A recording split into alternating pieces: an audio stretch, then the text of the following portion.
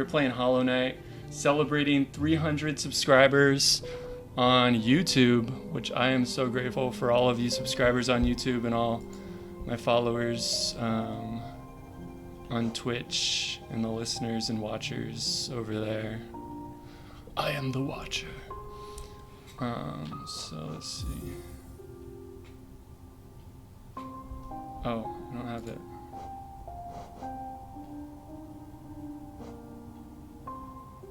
Zero minutes? I guess this is mine then. Because I played it longer than 0 minutes. I know that for sure. I need to like scoot this chair. There's a carpet though.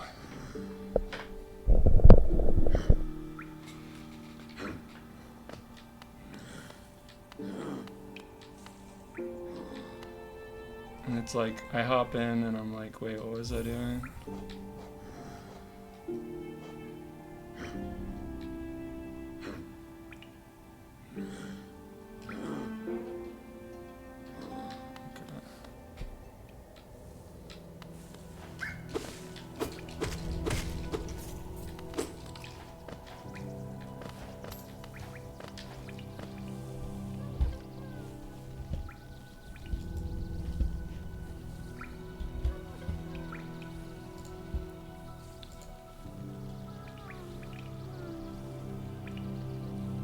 Okay, I think everything's good. If there's any issues with like streaming, sorry if that's loud, just let me know so I can address it. I see that like little thing off to the side, so I guess that's where I go. This crazed guy. Oh, it's so scary getting hit in this game.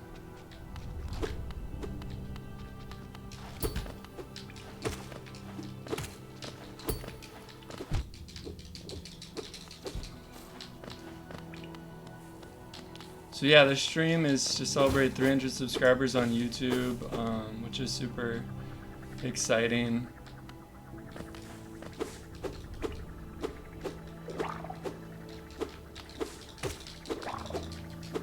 Oh no! Probably most people watching this on Twitch haven't seen my YouTube channel, but I do. Oh my! This is crazy. I'm gonna die. Yeah, there it is. Death. I am not a pro gamer, I can tell you that. I don't know, should I turn this off or have it on? In the darkness.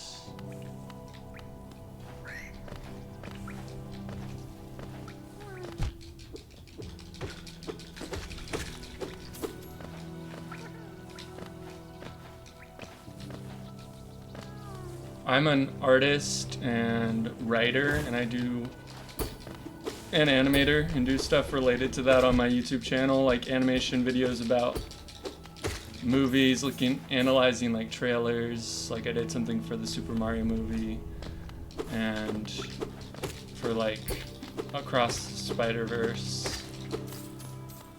'Cause I love animation. Sorry about the light. It's just back and forth.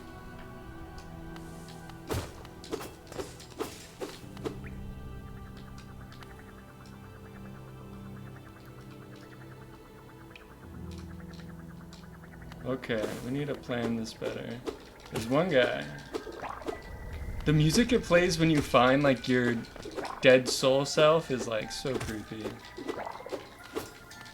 So creepy.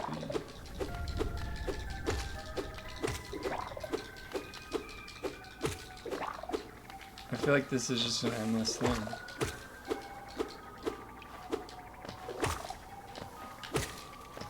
There we go, got some Geo. I do that in Super Smash as well. Oh no! See, that's what we didn't want to do, is have both of these guys coming after me. Luckily I got that. Man. They're just bullying me.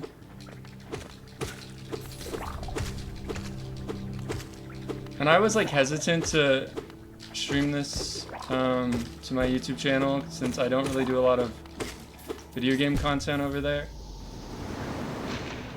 And I'm not amazing at playing video games. But I was like, yeah, no. We'll see what happens.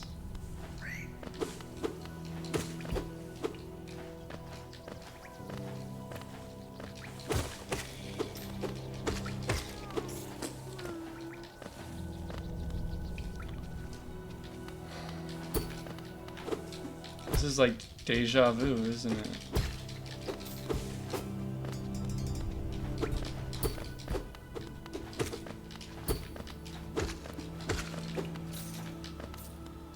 Free hit KO.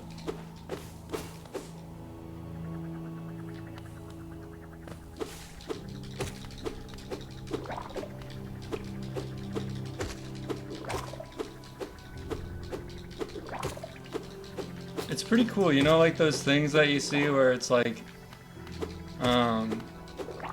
you think that you're not doing very good. Oh no! You think that you're not doing like as good as you would like to, but then it's like for me as like an artist, or as like a YouTuber, but then you look at like you as a child and how amazed you would be that you accomplished something like that, like even being a YouTuber, even being an artist that has art. You know, it's just kind of cool. You sometimes forget those things. Give me back my soul.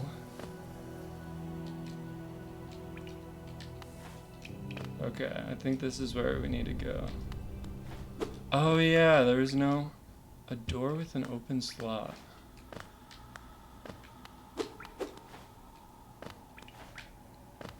But how do I open said door with open slot?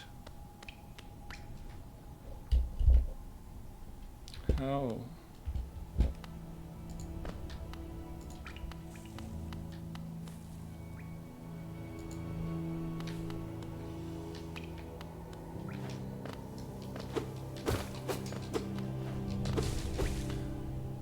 Going through the darkness.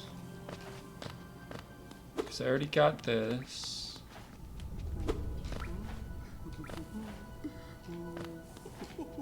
Oh yeah, how do I get up there?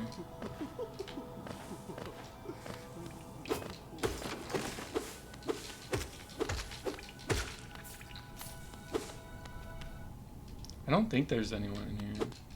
No. I've already been there before.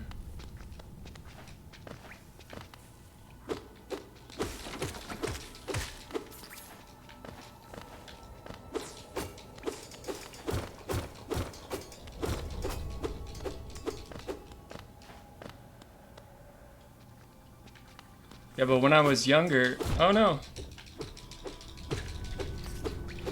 Like back in high school,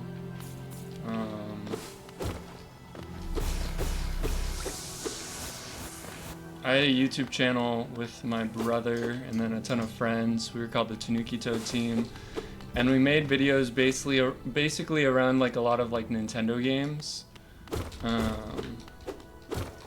And then just GameCube games, because that's the thing that we had.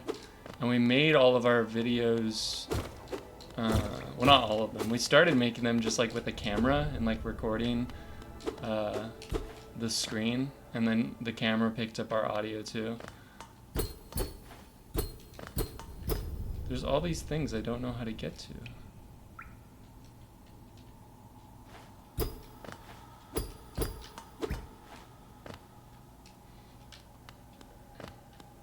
But yeah, the camera picked up our audio, and then our uncle got us a capture card, and it was just like an easy cap, but it worked with like the inputs of the GameCube, so we hooked it up, and then we would play, or actually was that all just on the Wii?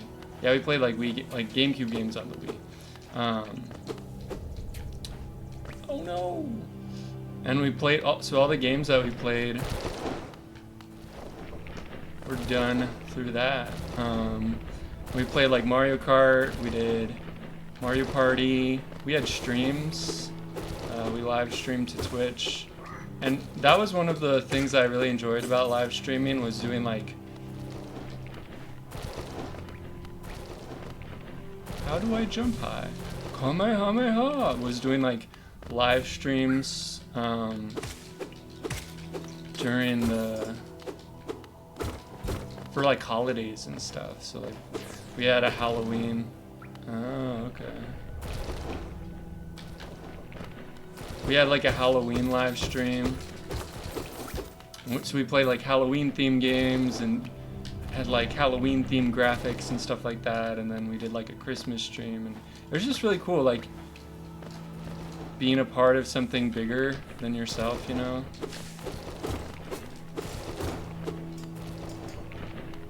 Oh, okay, and that's how we get up here.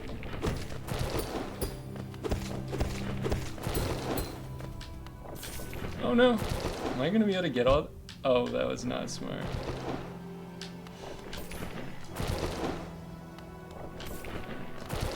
This is like super risky. Oh no! Okay. I don't need that last geo, it's okay. And for you guys who are watching and haven't played Hollow Knight before, it's made by Team Cherry. It's a super cool like indie game. Kind of inspired by Metroid and Castlevania and games like that.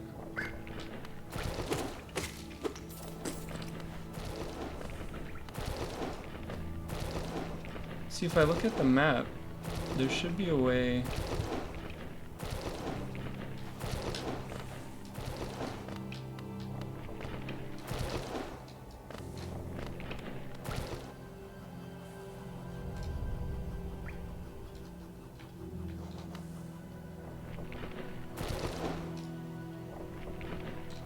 Should be a way somewhere.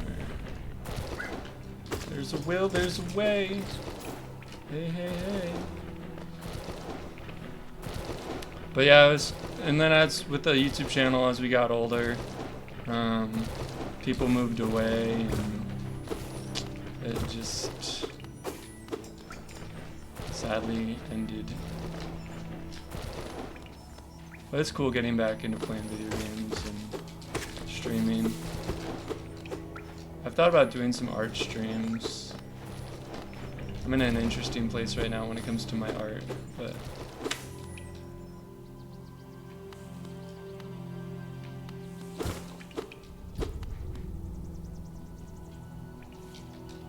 see, wouldn't it be back there then?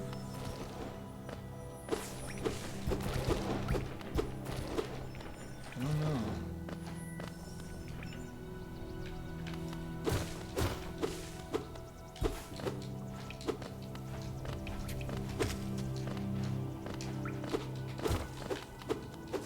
And on that YouTube channel, my name was Ice, which is why I decided to change my Twitch username back to Ice Luigi.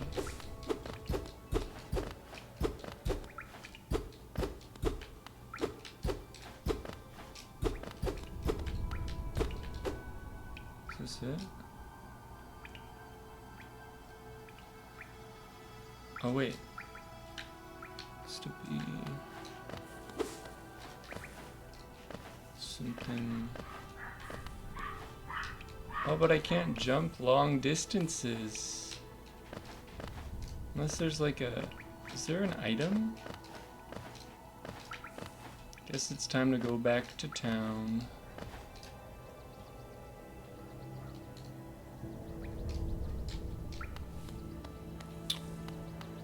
Back to town.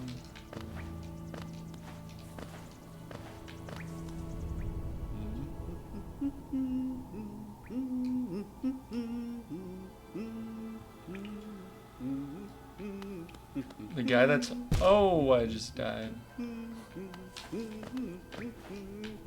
Corner for the guy who's humming. Oh wait, he's up there.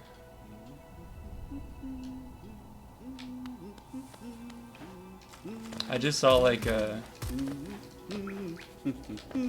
something about him and just the little song that he sings. It's pretty chill. How are you finding my map? I've tried to fill out as much as I can, but every map is a work in progress. If you like to fill out some of the map yourself, you can purchase some mapping supplies for my wife.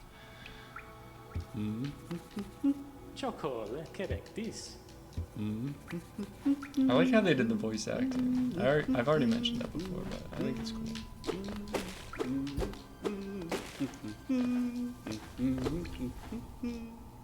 Zoom!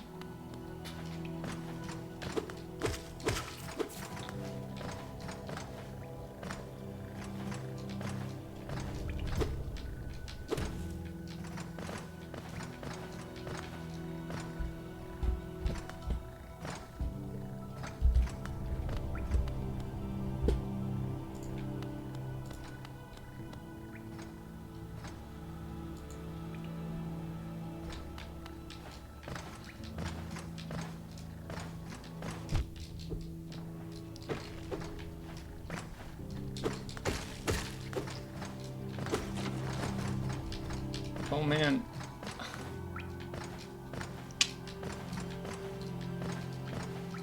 This is what you call a platformer.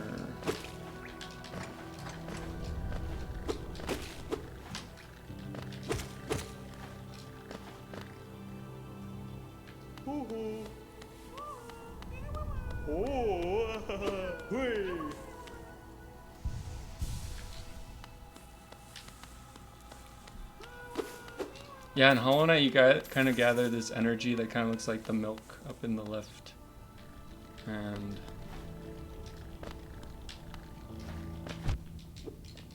you can use that to get life back.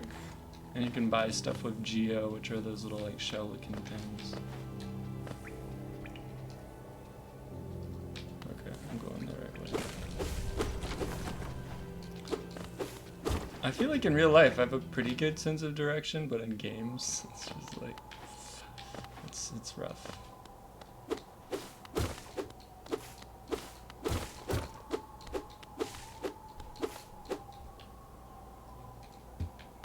See, there's one door that has like a slot, and then that one has a lock, so I don't know. No, I fell back in the well.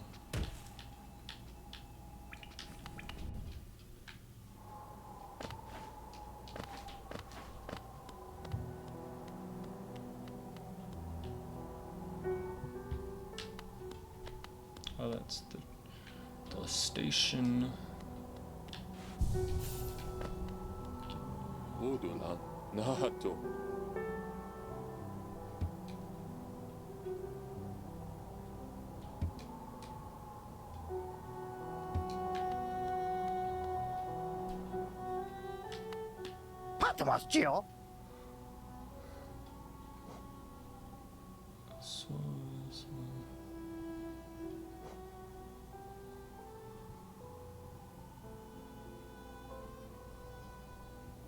Okay, so maybe that key will help me.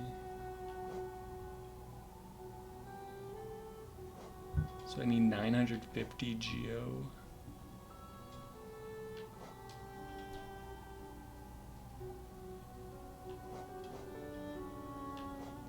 So he has nothing that makes it so I can...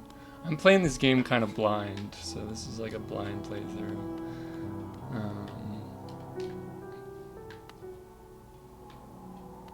Let's see if there's anything here for me. Bapanada.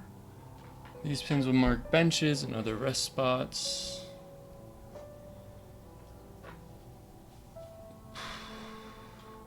These are just all pins. Am I missing something? Like why can't I jump as high as it seems to think I need to? What's going on?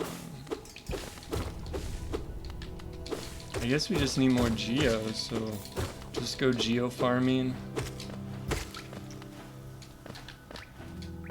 I haven't been paying attention. I wonder if there's enemies that have more... There's probably enemies that have more geo than other enemies. I'm gonna...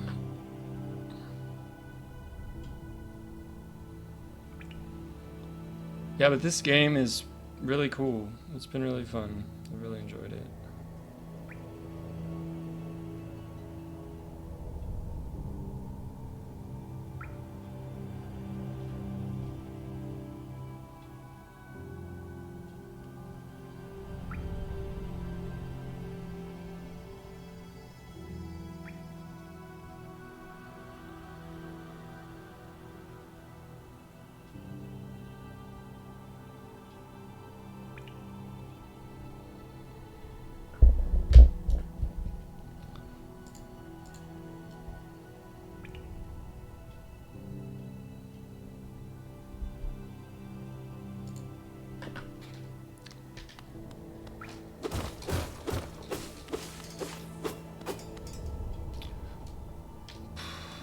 I've already been in here before, but... To preserve this ruin, that old nail alone just won't be enough. Though that's no problem. Only one has to look around. Plenty have come before us, and most have met their... Wait, what is this?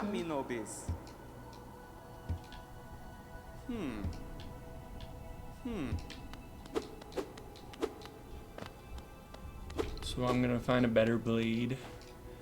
Better blade.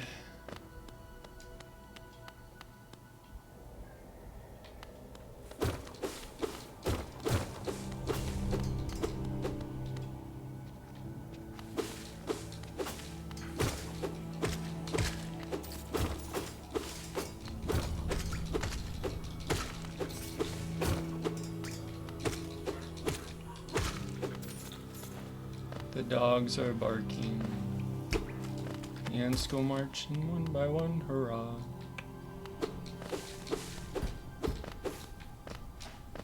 What other things? I've been looking at a lot of indie animation projects because I want to get into indie animation, and I've come across some really cool ones. I'm like, have I?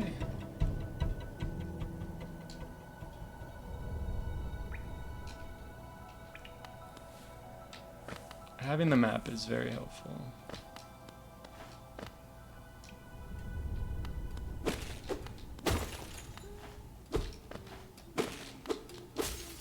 I'm trying to remember like some of the names of them. There's one that's called what's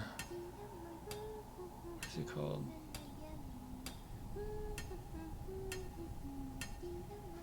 Something like Far-Fetched, and it's like kind of like Scooby-Doo, but more like Scooby-Doo meets Gravity Falls.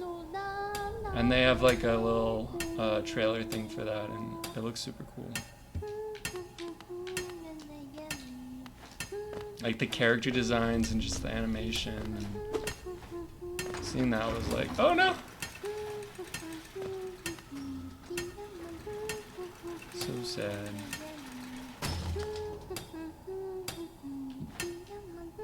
Up.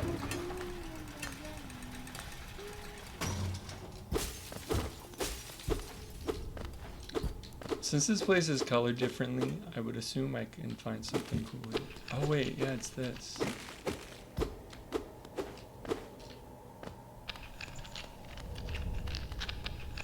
I'm confused. Do I have to be like really heavy? Jump. Jump.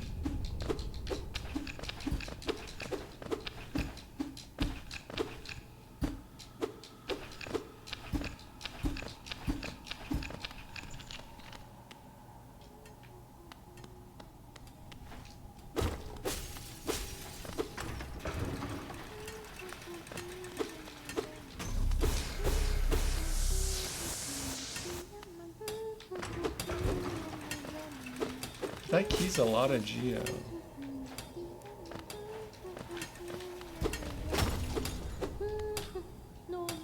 Oh, bury the night with her broken nail. Bury the priest, something about a crown. I can't remember the rest of that one. Maybe I'll just hum it. Such fun little characters.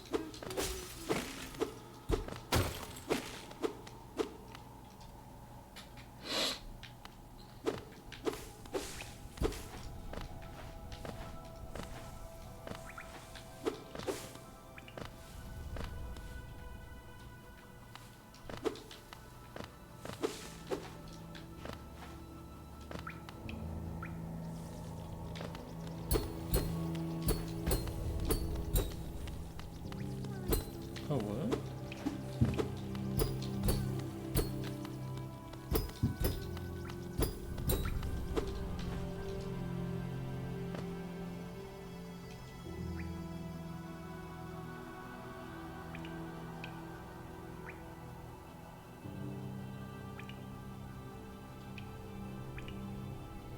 So I have to go all the way around, I guess.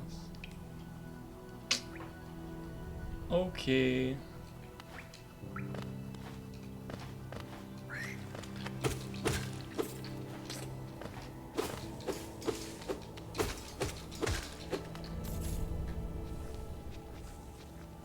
But like with YouTube or art or indie stuff, one thing that I found just super helpful is just small little steps each day. And also like allowing yourself to take breaks. Like you want it to be something that's enjoyable, you know? My neck is so stiff.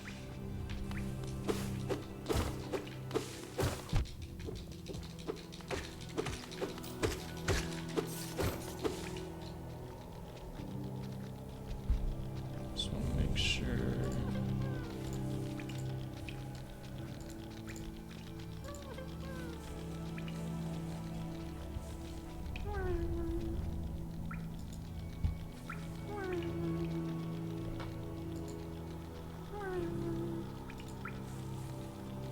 Oh, some reason my chat wasn't coming through on YouTube to my Streamlabs. Sorry about that.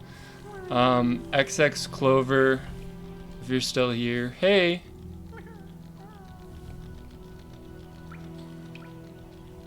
Yeah, this game's super cool. Yeah, I do have a Twitch channel. It's twitch.tv / IceLuigiJC. Can I send links? Maybe.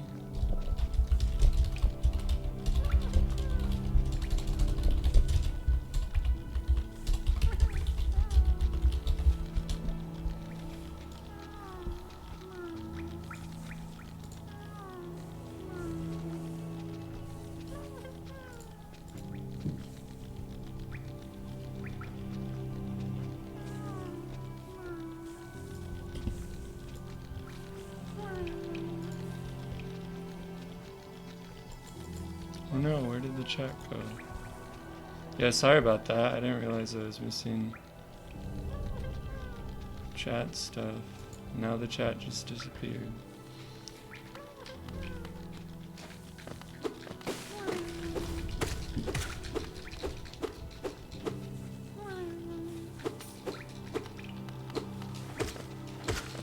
I'm playing it on the Streamlabs thing. There's not really that much delay, which is pretty nice. It's definitely not as like immersive.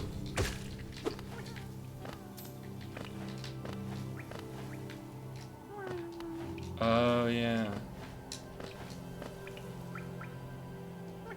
Clover, do you know?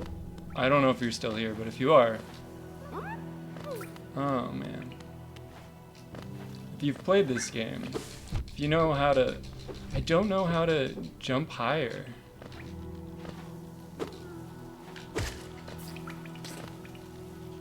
Hey, Buster! Good to have you here. I just keep dying. I know you haven't played this before, Buster, but I still haven't. I haven't figured out how to jump high, which like or far, which like right here I need to be able to jump far. I don't know if it's like you can do it. I just don't. Is there like a long jump? I don't know. It's very bizarre. It's great to have you here though, Buster. Great to have you here.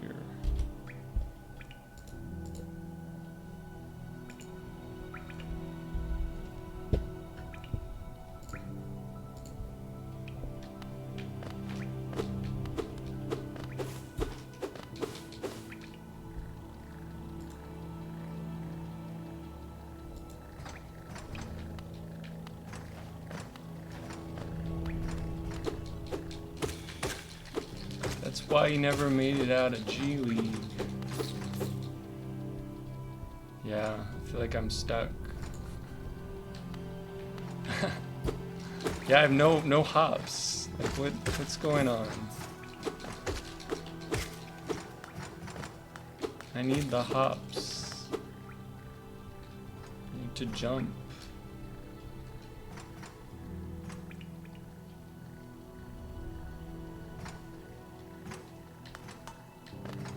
Can I go through this way?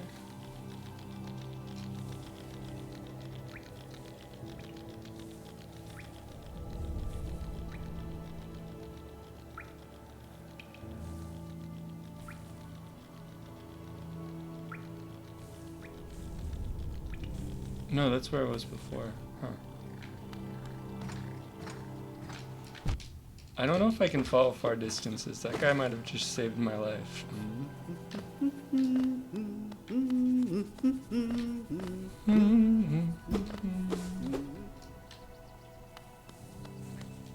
I have to like keep looking at my map. So I found like there's this key item that I can buy, but it's like 900 geo. And I have 260 geo now, so.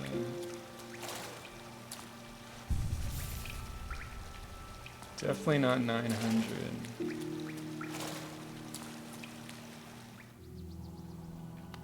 That guy sounds like he's humming the Luigi's Mansion theme. I can see that, I can see that. Well, it's funny because Luigi, when he's like walking around the mansion, he hums along sometimes.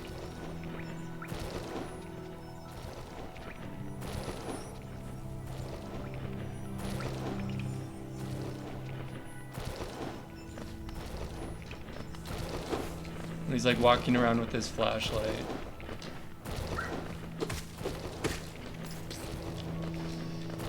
Oh man. So right now, I found like there is this closed thing, and I think I can open it from the bottom. So that's what we're doing right now. Whilst getting geo, which is like my currency.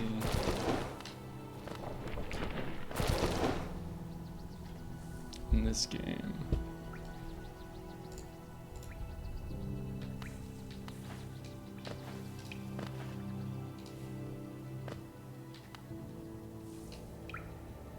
Yeah, this is the right way.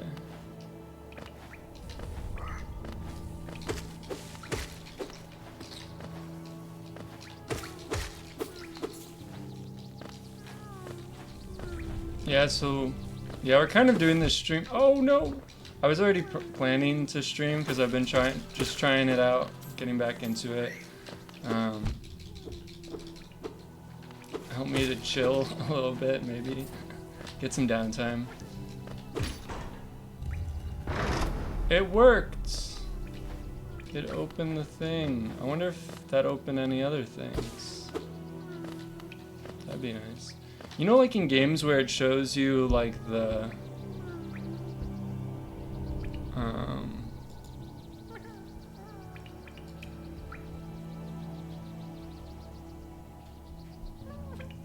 it shows you the like you like hit some switch and then it shows you where it opened it or whatever. That's what I need right now. Because it might have opened another thing, but at the same time, maybe it didn't. But I guess we can check. Get some geo along the way.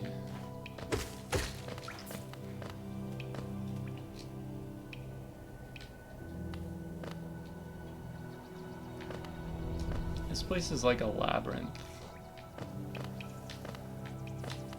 Maybe it's just me. I don't know.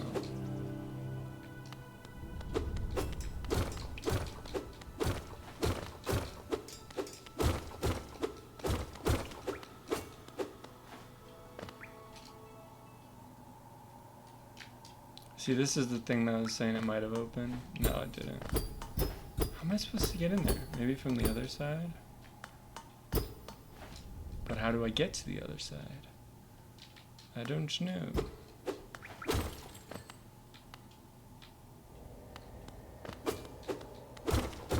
There must be something that I'm missing. Something that I, like, accidentally missed or passed by.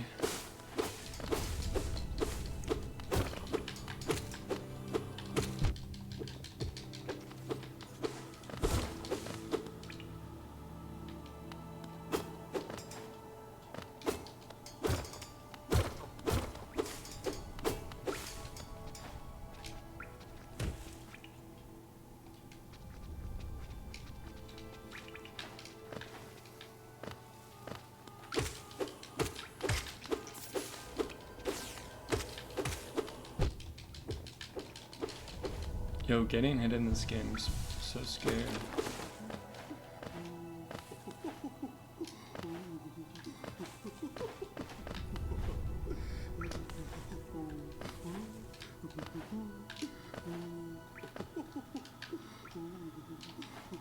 Double jump. Double jump.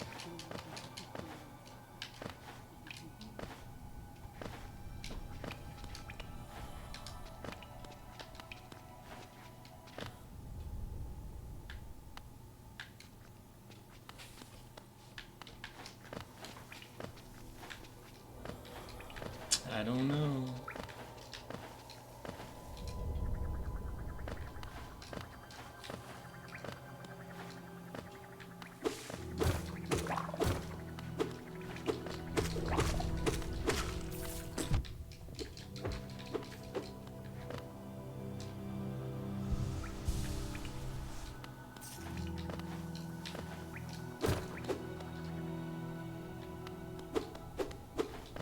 See, this is the thing that says a door with an open slot. See, I think that key might work there, but we need 900 geo, which is a lot, especially with what I'm at right now.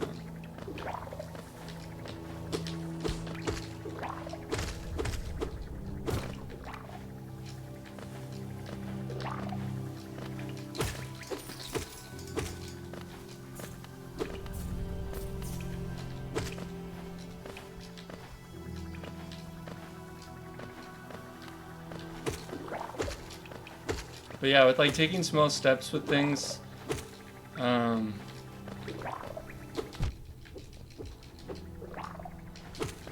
that's helped me a lot, and just like maybe setting up things that help you to get things done, like starting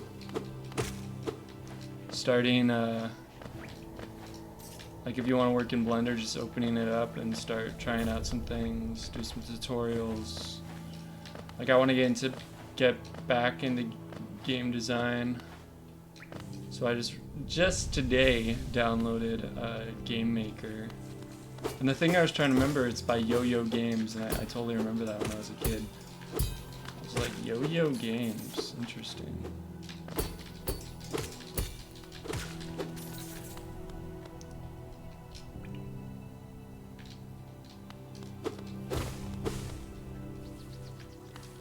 There must be a better way to get geo.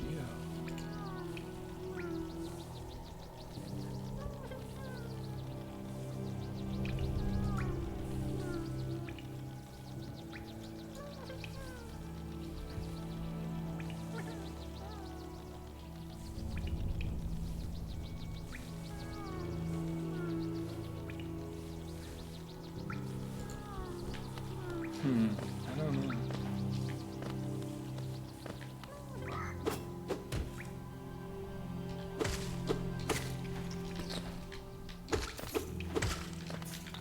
Just like penny pinching, that's what we gotta do, I guess.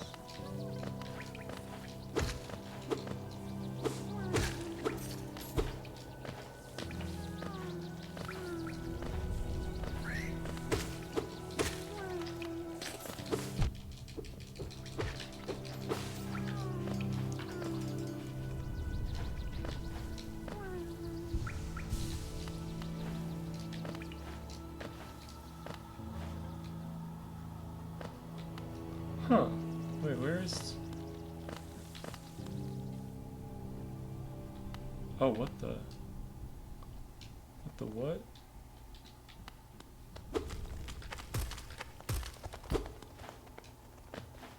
I'm in the darkness. Oh wait, there's that item that's like the light.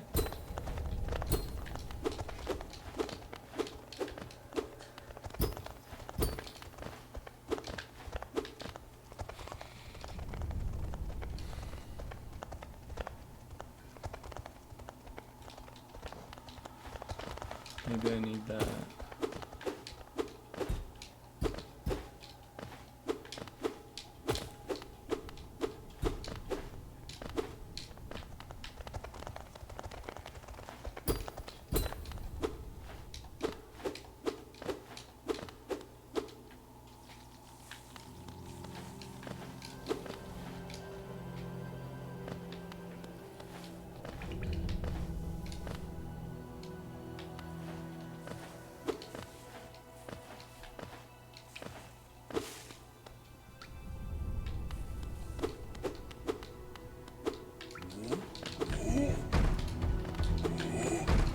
Wait, can I even... Oh yeah, I can hit him. Maybe I just keep fighting this guy. That's the way to get a lot of geo. Oh man.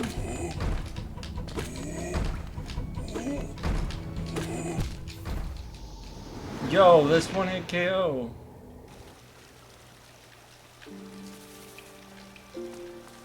Oh, and there goes all my geo. Dang. Dang.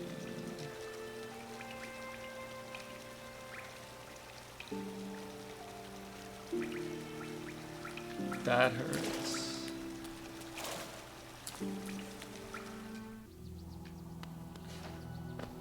Like what?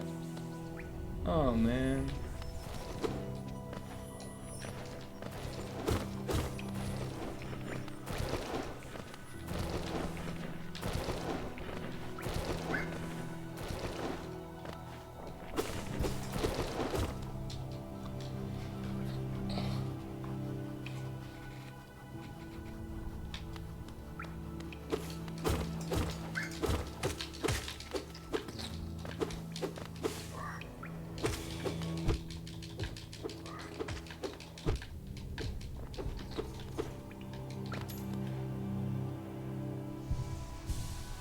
That was very sad.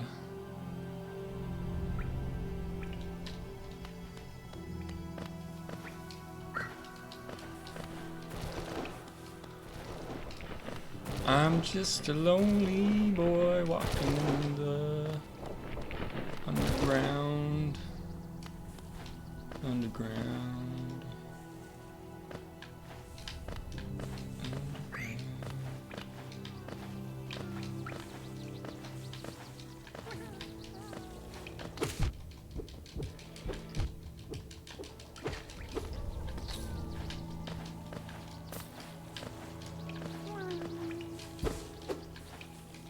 I've thought about maybe reading some stories again. I don't know if that... I realized afterward that the music I used was it wasn't way too loud, it was like equal volume with my voice, kinda. So it was a little hard to listen, like hard to hear.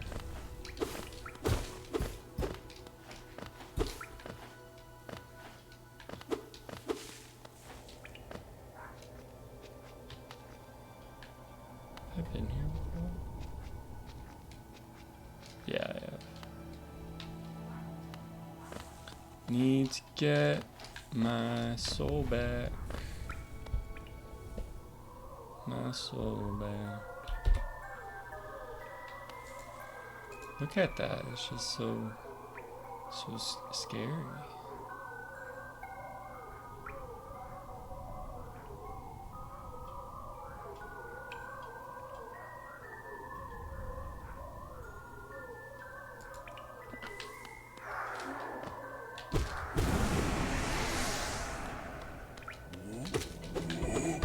like, how many times do I have to hit him though? Oh, I got my Geo back. That's good. I couldn't remember if I did or not.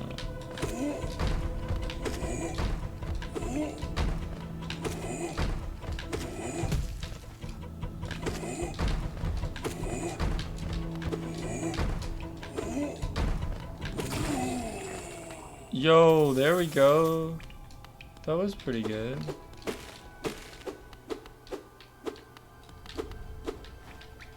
I already got the thing that was here. So does he like respawn? Like, that's an okay amount of Geo.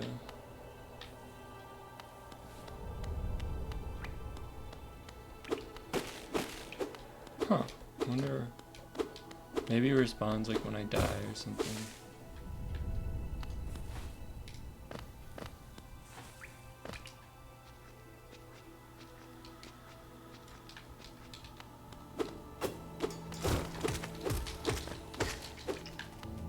I really need little pins to mark things. One of those side tunnels is the Dirk tunnel.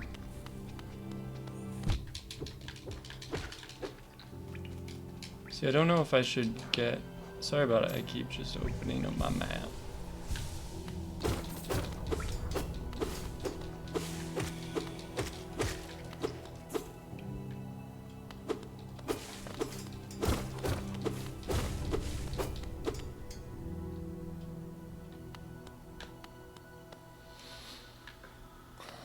I'm just lost. Lost in...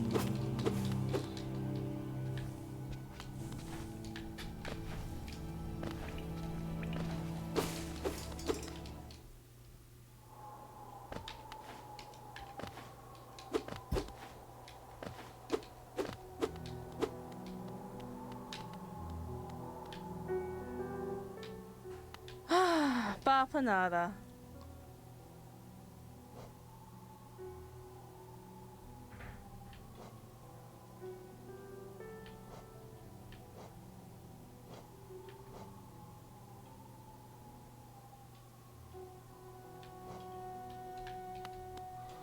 I remember when I was playing this before, I did something that got the dude to come up here. I don't remember what it was.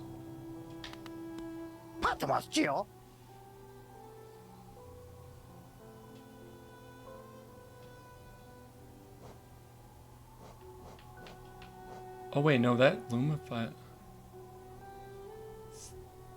The Lumafly lantern is even more expensive. It's not. See, that's the key.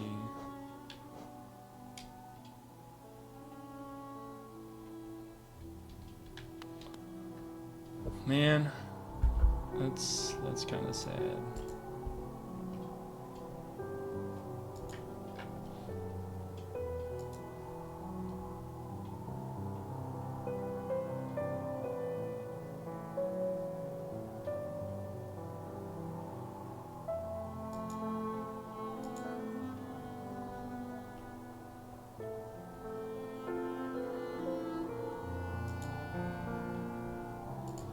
It's like, what do we do?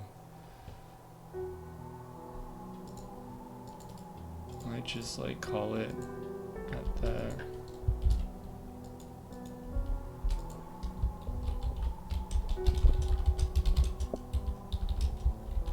At least for Hollow Knight.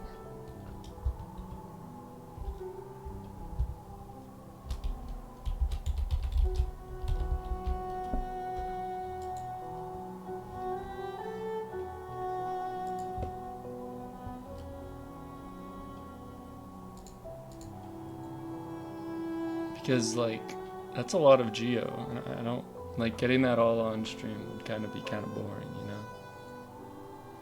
I might have to make it so that's a lot of Geo. I don't like getting that all on stream. Might need to make it so I do that off stream, or I look at some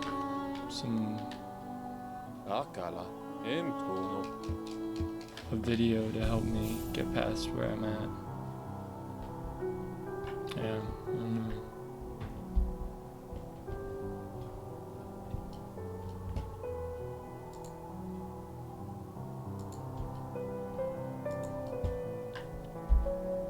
Anyhow, we're just gonna sit at this bench while I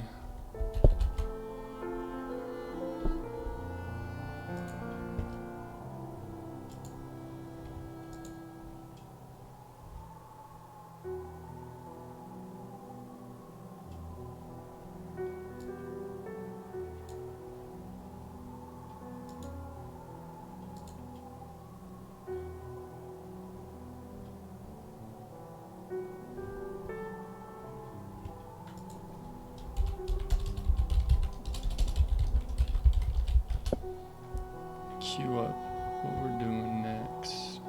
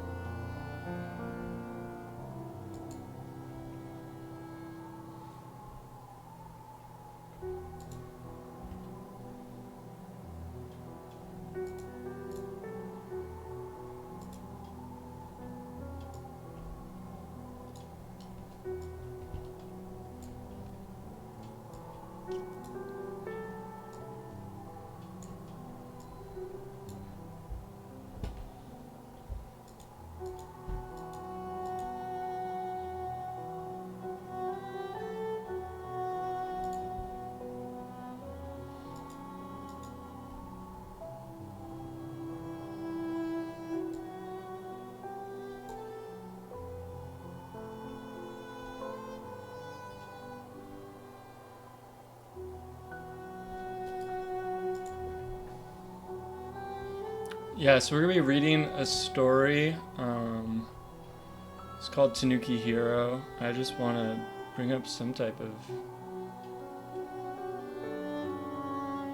I guess I could just leave it at this screen of Hollow Knight.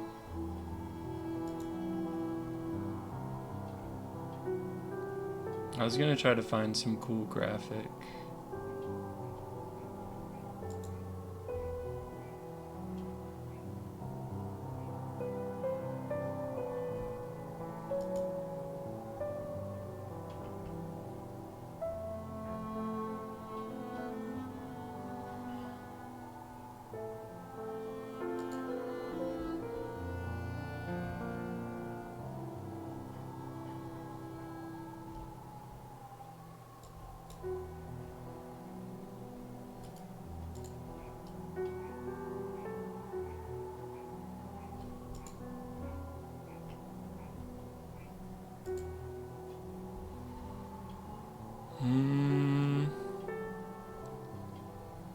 Where is it?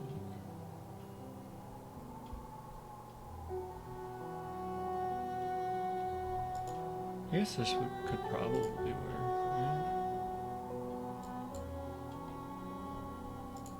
Oh no, this one,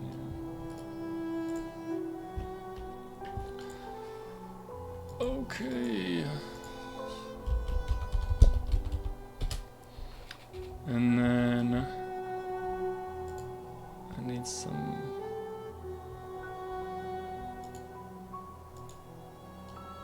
I guess we could just use this music. don't know if anything happens like if I use Hollow Knight music for my personal, for like a video. Sorry, I'm like logging into things.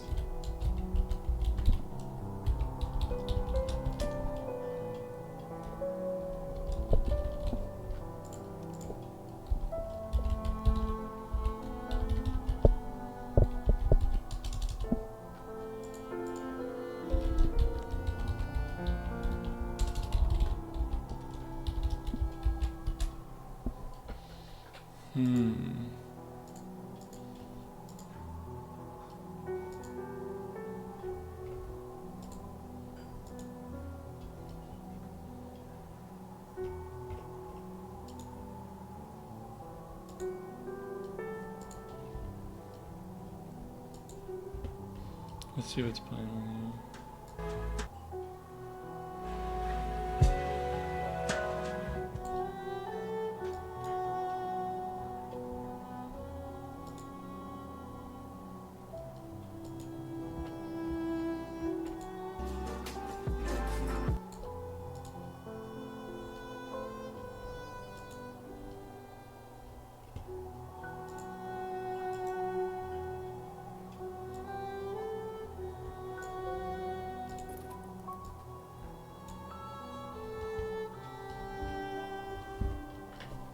I think we'll just close out Hollow Knight.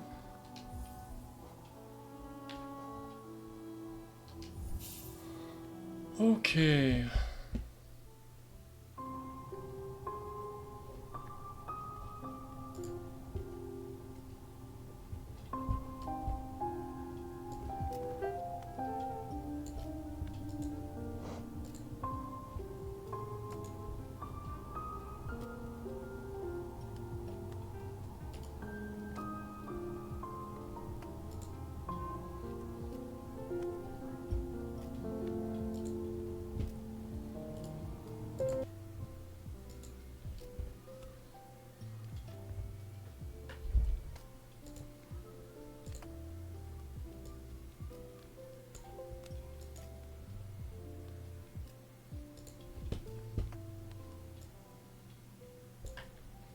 I just hope is the volume okay?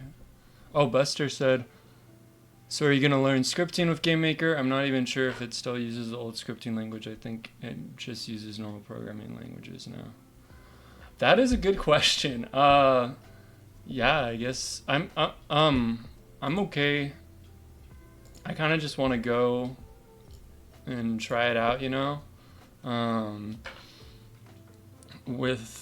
And if that means learning a programming language or like starting to learn one, then I'm okay with that. I just want to kind of step into it a little bit, at least try it out a little bit, you know?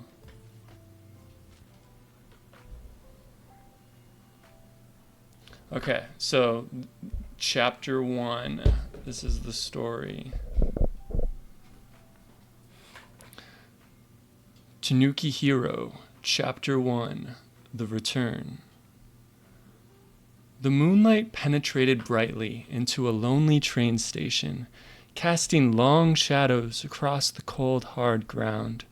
A bright young figure sat silently in the moment, holding to a cold backpack in his arms.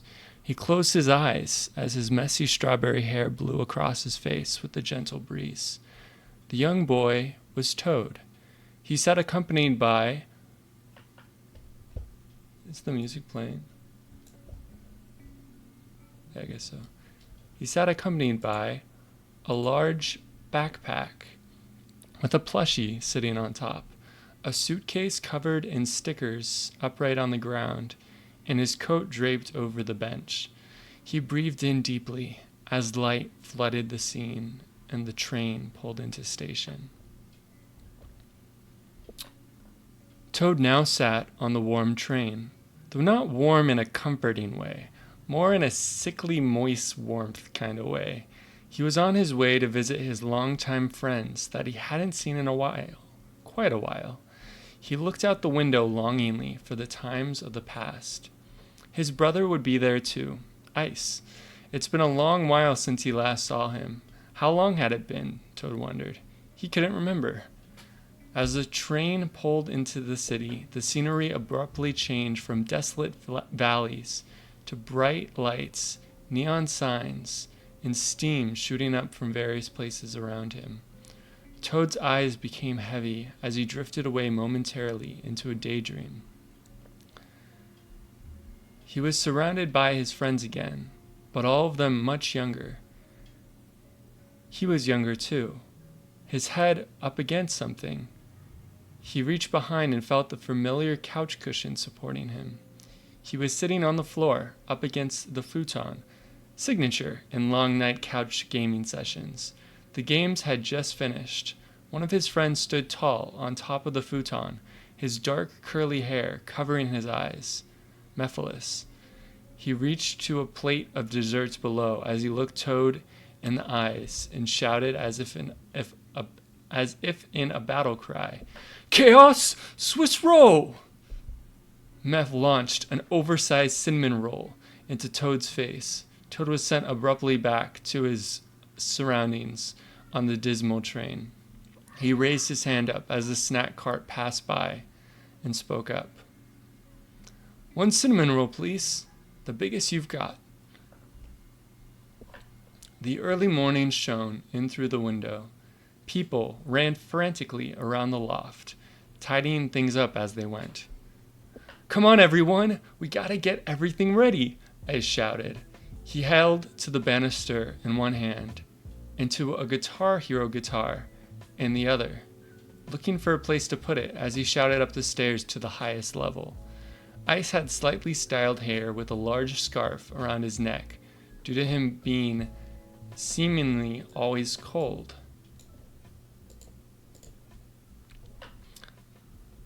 Fox was behind him, fluffing pillows, his dreads held up by a headband ornamented with kanji.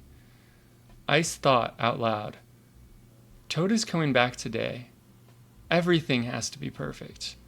The door swung open as Mephiles returned from the market with large bags of food swung over his shoulder. His hair was much longer now, with it partly up in a wolf tail. His other hand was down beside him, bandaged up. Hey everyone, I'm back with the spoils of war," Meph announced in a war cry to all in earshot. Tacos appeared on the scene, joining Mephiles, unloading the groceries onto the island. Tacos had long white hair, accompanied by his cozy poncho hoodie, with a little taco where the pocket should be. He set down his guitar to assist in the process. He reached into the bag and pulled out 2 takeout boxes of Chinese food. The smell wafted up the stairs. Oh, I just realized I should probably change the thing.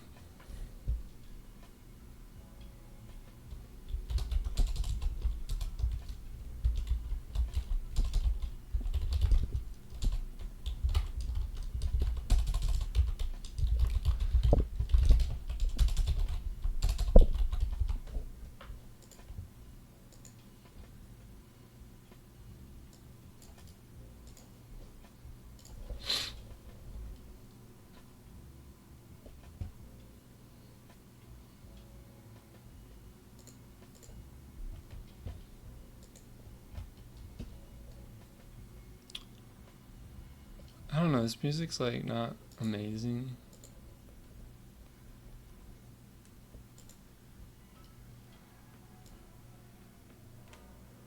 This might be a little better. Just don't want it to be too loud.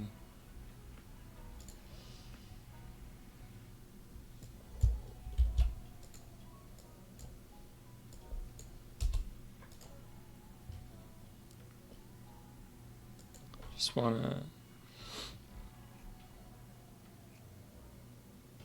Okay. I think that music's probably a little bit better. I think that's all I needed to do. It's hard to find music that's like good for reading a story to, you know? Where were we?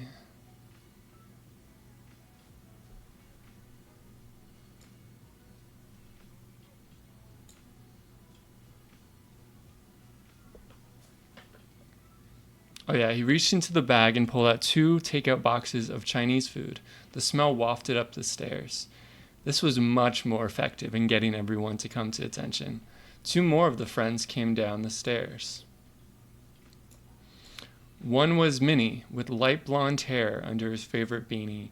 He was holding 2 Joy-Cons in his hands. Apparently, he had just been playing Super Smash on the Switch upstairs. The other was Toast. He had long, platinum blonde hair with dark roots on the top. Toast had a bag of cheese puffs in one hand, chopsticks in the other. He wore a Virtual Boy VR headset over his face and a D&D dice keychain hung from his waist. Hearing the announcement of food, Cheese and Grape poked their heads up from the couch boat. Cheese had long curly hair with headphones. Grape also had long hair parted in the middle as he sipped quietly from a juice pouch. Toast, on the stairs, pulled the Virtual Boy from his face to see things better. He looked around. Wait, where's Bacon? Don't worry, man. We got tons of bacon, eggs, whatever you want, Meph retorted. Toast had a confused look on his face. No, my brother Bacon, Toast responded. Tacos had finished unloading the food and returned to the couch to play with the guitar in hand. Meph now understood. Oh, no worries. He's meeting Toad at the station. Ice looked a bit impatient as he placed the guitar in the corner. That's all well and good. Now everyone get down here and help me get everything ready. Everyone came downstairs, droning in unison with feigned excitement. Okay, here we go. At the station, awaiting the arrival of Toad's train, stood a dark figure, looking off into the distance. Bacon. He had short dark hair, faded on the sides, wore a thick leather coat and a black shirt. He was on his Game Boy Advance, waiting for the return of his friend. In time, the train pulled into the station, and Toad made his way through the crowds of people, out of the train doors, onto the platform. Immediately, Bacon saw his friend and swiftly threw the Game Boy in his pocket. Toad looked around hopefully. At first, nothing, just the bustling of a busy train station. Then out of nowhere, the warm embrace of a friend. It's good to see you, man. It's been a while, Bacon chuckled. Toad embraced him as tears welled up in his eyes. Yep, it's good to be back.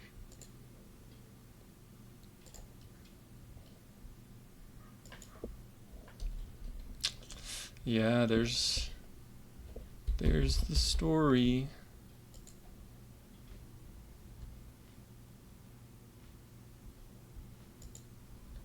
That's chapter 1. I don't know, do you want to hear chapter 2? It's like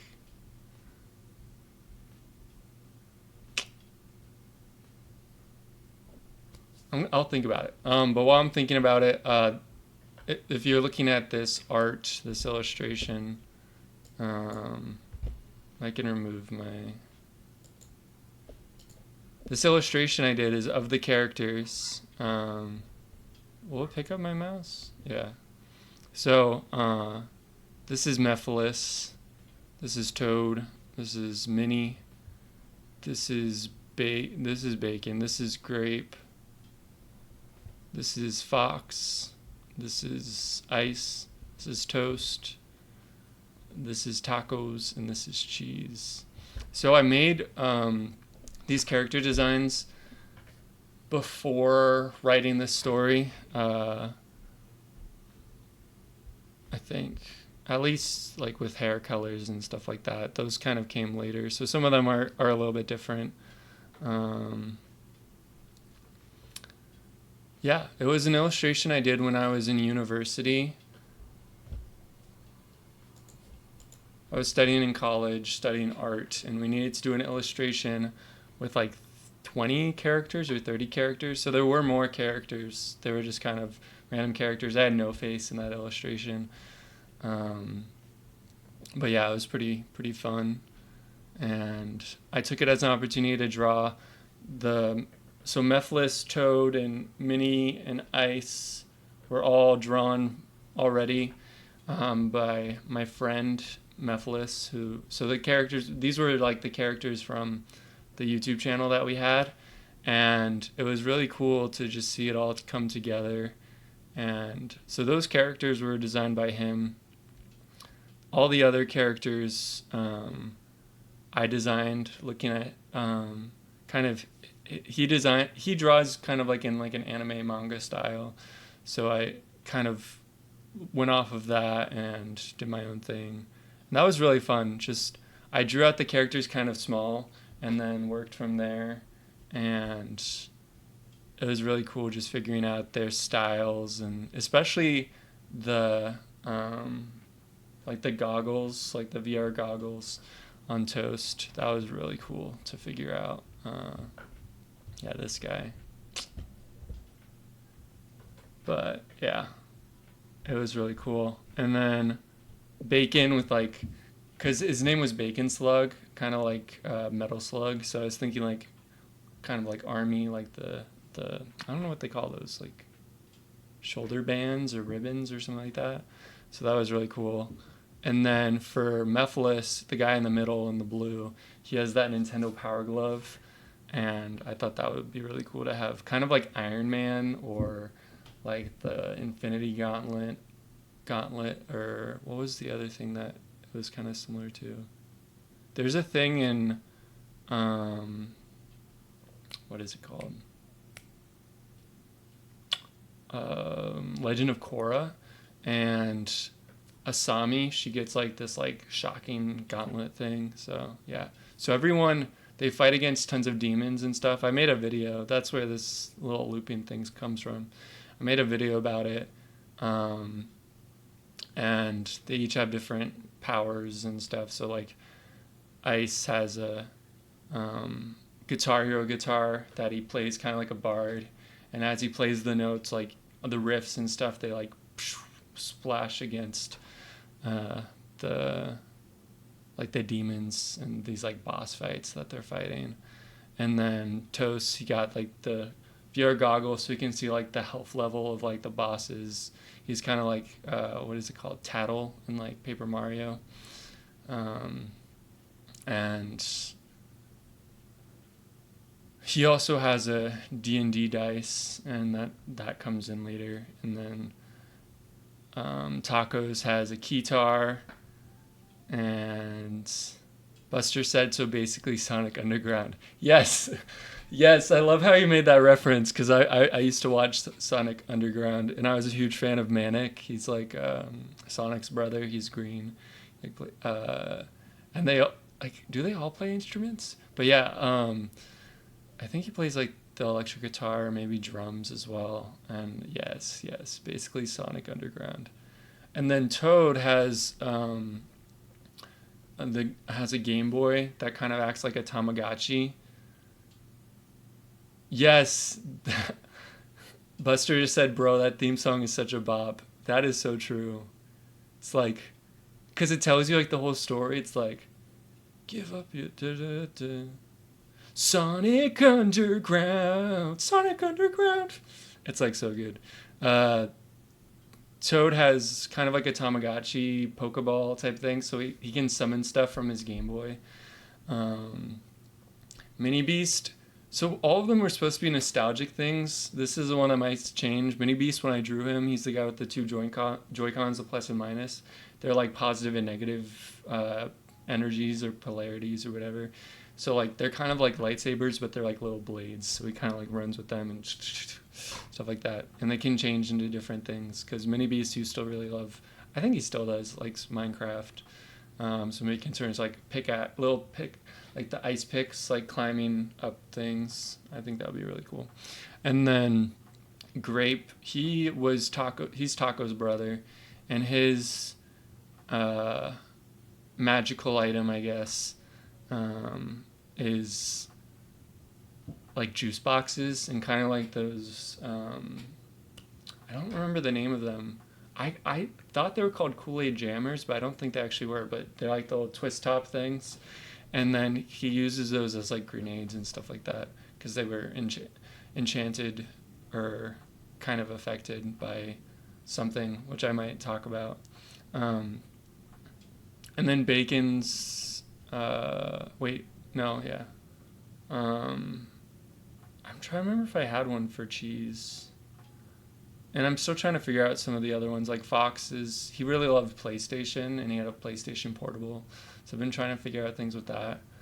He liked Naruto and like Dragon Ball Z too, so I thought it'd be cool to do something like kind of in that vein of things, that anime vein of things, you know. So yeah, but yeah, it's been really cool working on it.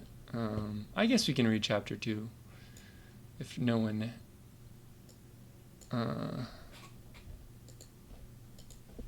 is against that. I just want to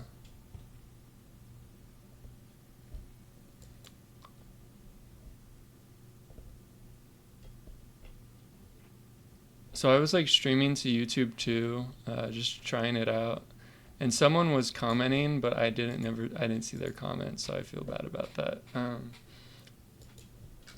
They're asking if there's a Twitch, and there is. Okay. Tanuki Hero Chapter 2, The Unexpected Party. That's crazy. Sounds like quite the adventure, Bacon smiled. Deep in conversation, the two friends almost didn't notice that they had reached their destination. There they stood, on the exterior of the building on which sat the loft, a long ago since abandoned library, which the friends had now adopted as their home. Bacon looked up at the loft, then back to Toad. Well, we're here. Home sweet home. I got to get back to my wife and kid. Good to see you again, man. Bacon embraced Toad again, then put his hand on his shoulder and smiled. Toad was sad to say goodbye to his friend, even if it was just momentary, but he smiled back as well. Yeah, you too. Bacon began to walk away, then stopped and turned around. Actually, you should hold on to this. I remember you having a file on here, right? He reached into his pocket, then handed Toad the Game Boy Advance. And then just like that, he was gone. Toad looked up in trepidation at the front door, then back to where Bacon once stood. Suddenly, the door burst open. There stood Ice, right in the doorway in front of him.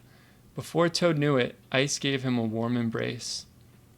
Hey bro, welcome home. It's great to see you. Ice put his arm around Toad, leading him to the door. Come on, man, we gotta get you upstairs to show you what we've done to the place. You'll hardly recognize it. The two reached the top of the stairs, dead-ended by a door. Well, here we are. Those stairs are quite the workout, huh? Ice opened the door. Everything inside was dark. Wow, yeah. Hardly recognize it. I can hardly see it. Toad chuckled warmly. Ice reached over to the wall and flipped the light switch on. The scene filled with light, revealing the friends all standing there. They all shouted, "Surprise!" Ice stood there dumbfounded, as he could hardly recognize the place he had just left. The blankets previously strewn about the room were now folded nicely in the corner basket. The counter was decorated with various bowls of punch, and the dining table, which till this moment he forgot they had, was decked out in a delicious variety of foods. Toad was surprised and elated as well. They all embraced in a hug. Then there was a knock at the door. Minnie went to open it, and there stood Toad's old friend, Joker. He was much more muscular now, with a deck of cards in hand. Joker had dark hair with a similar complexion to Minnie. You didn't start the party without me, did you? Joker smirked. Toad embraced Joker as they all laughed together. Well, what are we standing around for? Let's eat, Mephiles exclaimed. After the hearty sustenance, the friends headed out onto the rooftop of the loft. The afternoon was drawing to a close. All the friends sat gazing out at the skyline. Bellies full and hearts warm, Toad looked around at his friends with gratitude in his eyes. What is this music? Maybe let's switch it back.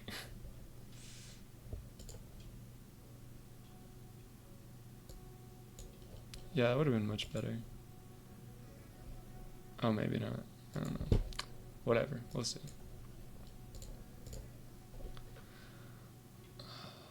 Ice looked at his brother Toad. So what are your plans, man? Toad looked back, then stared off into the distance. I don't know. I guess take life as it comes, Toad chuckled. I can't believe all of you are living here together. Must be such a crazy fun time.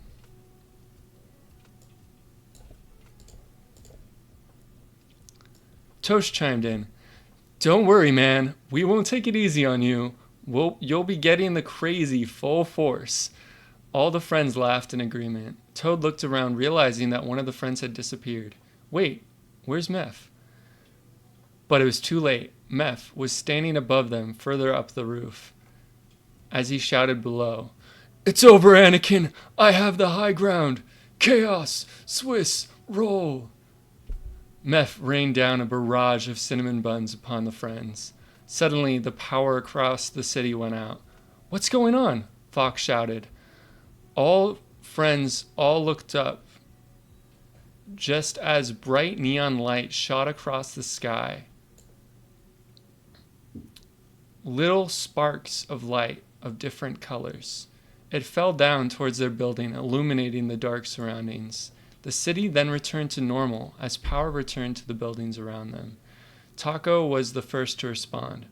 Whoa, that was weird. Muffless smiled down at his friends below. Guess it's just the city welcoming you home. Toast looked up in sudden fear. Oh dang, my PC! I left it running! He jumped to his feet and headed into the house. The others followed suit.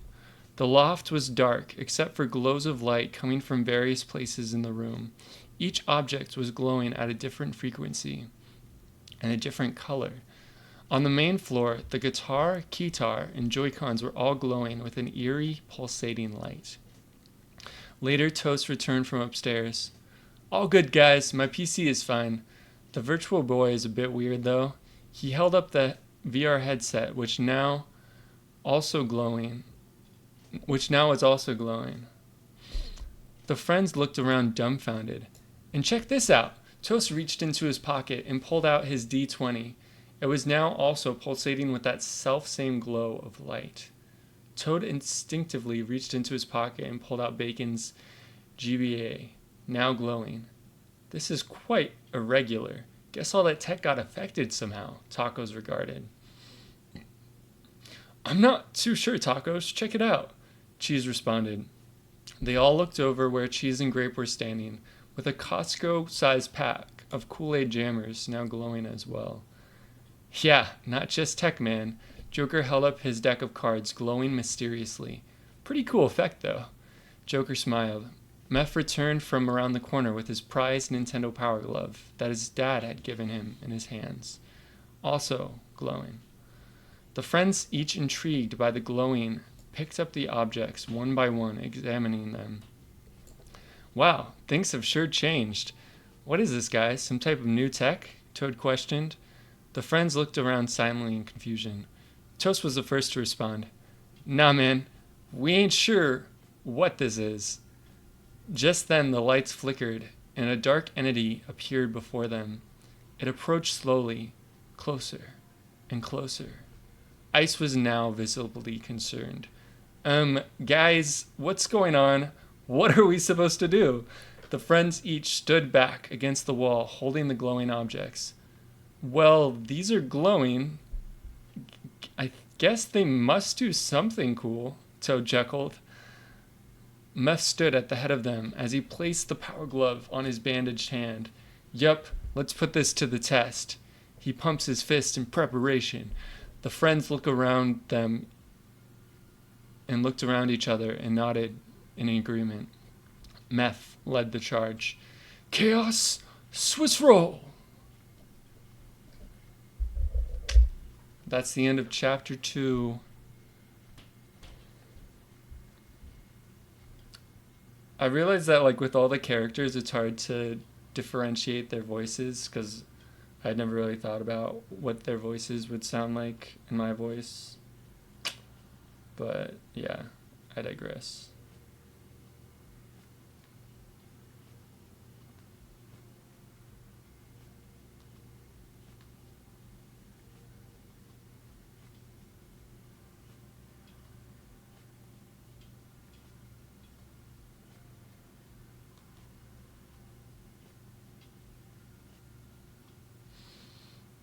Okay.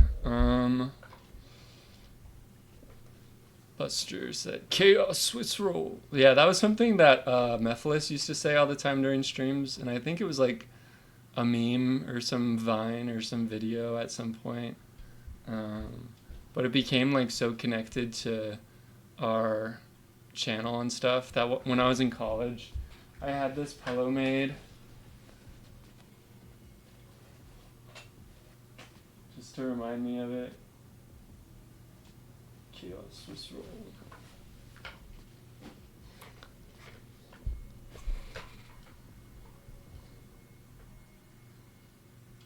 And it's funny because I think Swiss rolls are actually like the they're kind of like they're made by, what is that, Little Debbie's or whatever. They're kind of packaged. They're not necessarily like a cinnamon roll, but that's how I always saw it when I was a kid. So I decided to write that in, write it into the story that way.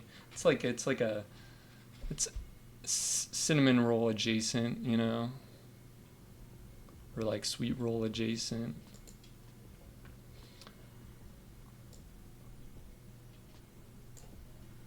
It's hard to, I don't know about the music. I don't know. Hopefully it's not too loud. How's the volume on the music with talking, Buster?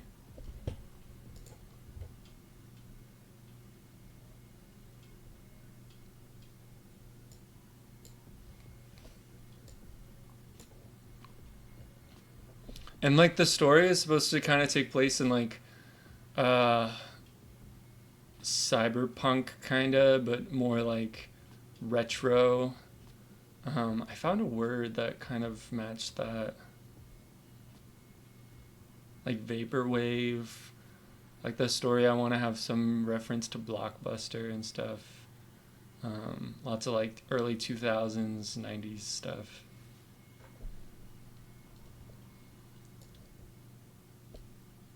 I think I have 4 chapters on my website, but I'm working on the 5th chapter, writing it.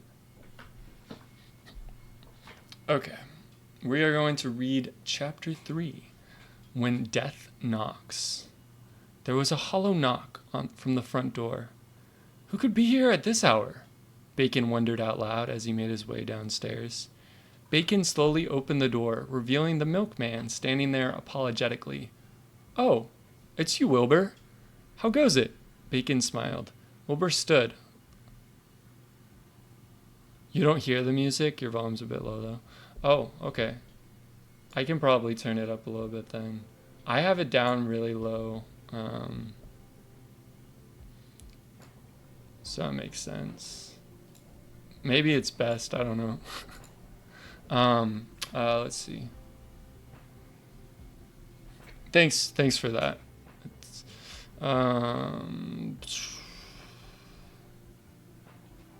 Wilbur stood. I'll just start again. Wilbur stood, looking intently at Bacon's shoes. "Sorry this is so late. It won't happen again," Wilbur stuttered. Bacon smiled warmly. "No worries, Wilbur." He took the milk bottles from the young boy. "Thank you for coming by." As these words left Bacon's mouth, he looked out in the distance, just in time to see a burst of light shoot across the sky and land right smack where the loft stood. "Oh no," Bacon gasped. Suddenly power failed, and all was darkness. Back in the loft, Ice was the first to jump forward. Okay, now you can hear it. The volume seems fine. That's good. Very good. Thank you. Back in the loft, Ice was the first to jump forward after the battle cry. Standing with the guitar strapped over his back, he swung it into hand and began mashing buttons furiously. Hyped up on adrenaline and excitement, all that entered into his mind was Through the Fire and the Flames, which couldn't have been more appropriate for the present situation they were in. As the guitar riffs began, energy matching the hue of Ice's guitar began pushing the entity back towards the wall, and the friends were able to gain ground and stand more firmly. Tacos was next to join, playing in succession with Ice on the guitar, each note taking form and smashing against the darkness, causing it to falter even more. The others, seeing the success and sheer epicness of it all, smiled and began to fight as well, Grape throwing luminous Kool-Aid bottles as the dark entity split and more foes stood in their way. "Oh, sweet," Minnie shouted. At this point, Minnie had figured out how to unsheath his Joy-Cons, which came out as blades of light, each slash slicing through the entities and defeating the darkness. As the battle neared its end, all the friends felt strong as ever. It seemed that all was just about back to normal, or at least how normal it could be after what had just happened. But their relief was in vain. The remaining dark entities suddenly stopped fighting, then fell back. It seemed to be a surrender, but indeed it was far from it. The retreating entities met and merged in a way that was both frightening and spectacular. The foe, now towering before them, was much more than the group of them could handle. "Oh man, here comes the boss fight," Joker retorted.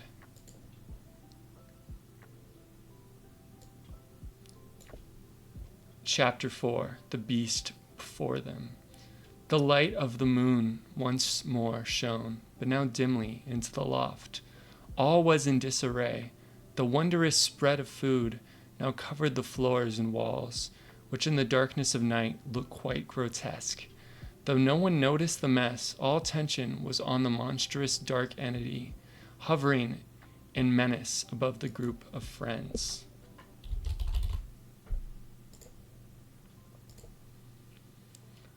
They had thrown all they could at it with little sense of sight of victory.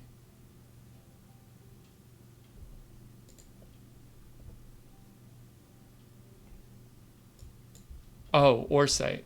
Little sense or sight of victory. There they stood from the front, silhouetted by the dim light of the moon, from the back, seemingly swallowed up in the darkness facing them. Though they were all exhausted and drenched in sweat, they felt no warmth. It was as if all had gone dark and cold. Toad closed his eyes in the moment, thinking back to the days past, duking it out in boss fights with the same group of friends. Back then, it was all a game.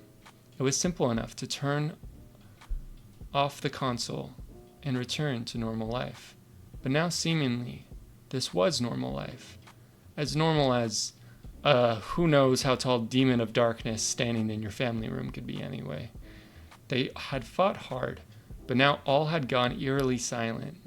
The beast just stood there, as if it had forgotten its reason for being there.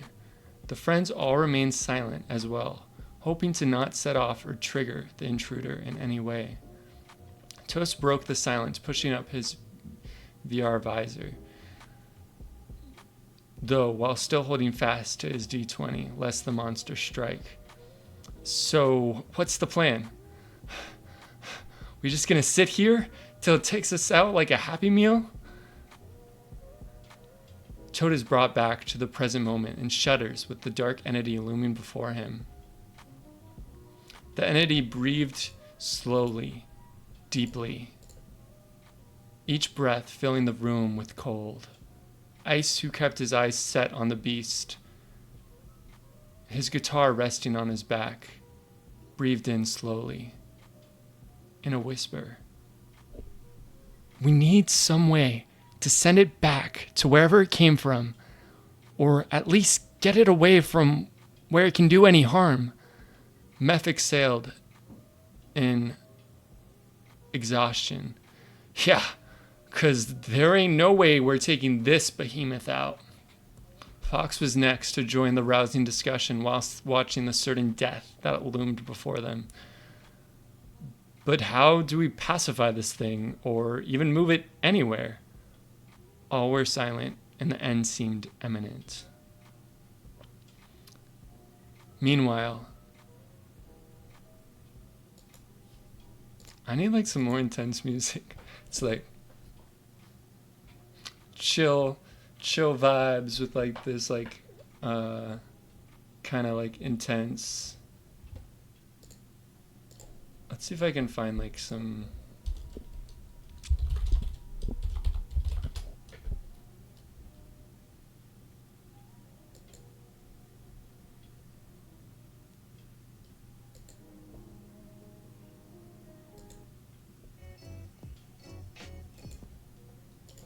I don't know. I guess we'll just go with it. Bacon ran as fast as he could. Tears began to stream down his face. He expected the worst. He thought back the way the otherworldly light shot across the sky and landed right where his friend stood, the way it smashed into the loft, and then all went dark. It couldn't be. They couldn't be gone. Gone. Why wasn't I there to help them, Bacon thought, an endless stream of thought bombarding his mind. But now wasn't the time to panic. Now was the time to go, to run. In the rush to get there, Bacon had scarcely grabbed his bag from beside the door and followed suit, running past Wilbur on his way out. As his feet hit the cold, hard ground, adrenaline pumped hard. His mind began to spiral, but he grasped onto the thought that all was not lost and held to that as tightly as he could. It began to rain as Bacon neared the corner that the loft stood on. The rain pounded hard, almost as much as his heart. It was much too dark to see the state of the loft, only the dark moonlight silhouetting it in silence. Bacon plunged through the front door, alone, into the darkness of the building. Silence. Fear shot through him. He ran up the stairs to see what remained. Back in the loft, Cheese looked up to his brother Grape to make sure he was okay. They had been sitting in silence for what seemed like an eternity. All that broke the silence was the deep breathing and grunting of the beast before them. It's like, wicka, wicka, wicka. Though spirits were low, everyone was still okay. They had set up camp, so to say, to stay awake and alive. Grape was sitting, silently sipping from a juice pouch. It didn't seem to bother the beast, so everyone had agreed it was okay. The door to the rooftop was blocked by a bookcase. They had tried to move it, but feared it would set the beast off. Nope, no way out, no exit. And the door into the loft, though usually open, it was blocked quite perfectly by the dark entity.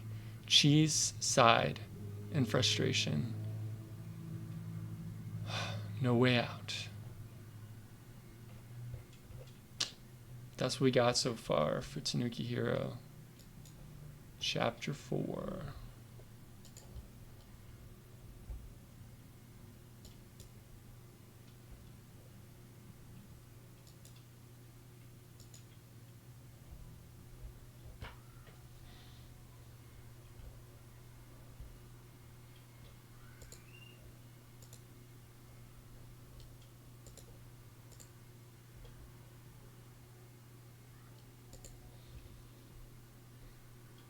Yeah, this is the story I was working on in Notion.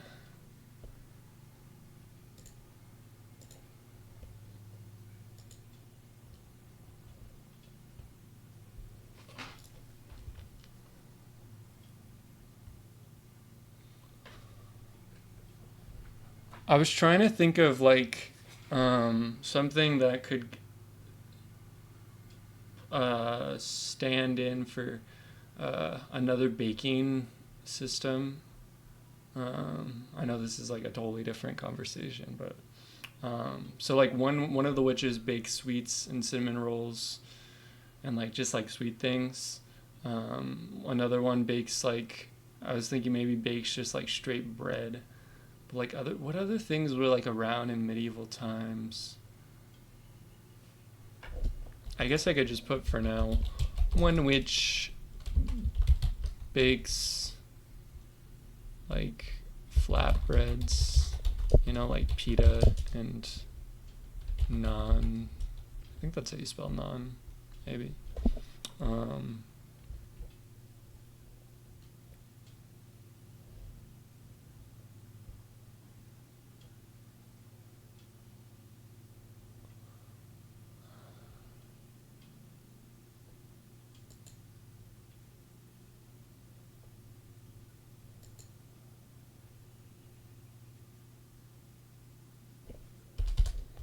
Do some writing.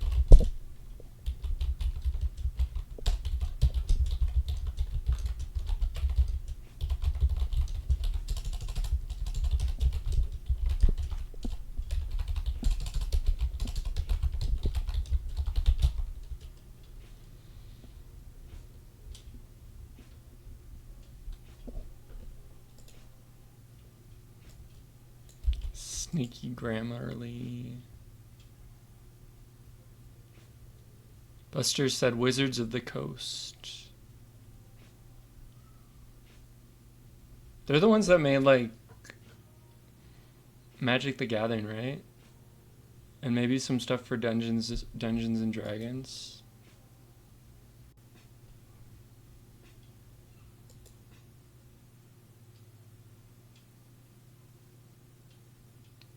What about Wizards of the Coast?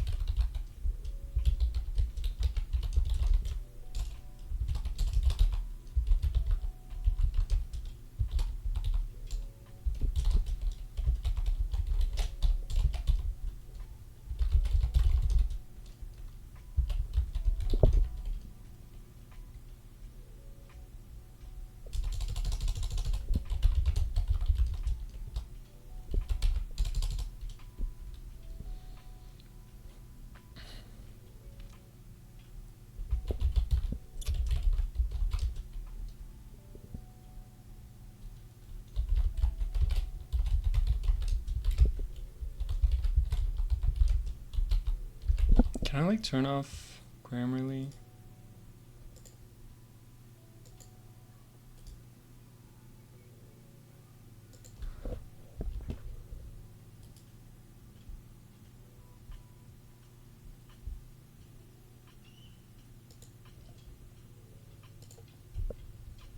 Because it's kind of annoying.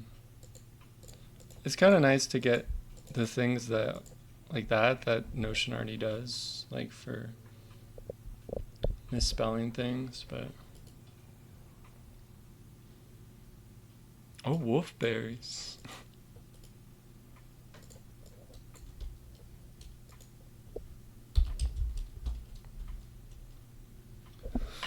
Let's see. The three witch dudes had lived together for who knows how long. A shabby cottage in the woods was what they called home. Many a day they had traveled from their front. I always mix up the theirs. Their front doorstep into the Rowandalian wood to collect and gather things like sugarcane, wolfberries, and Rowandalian honey.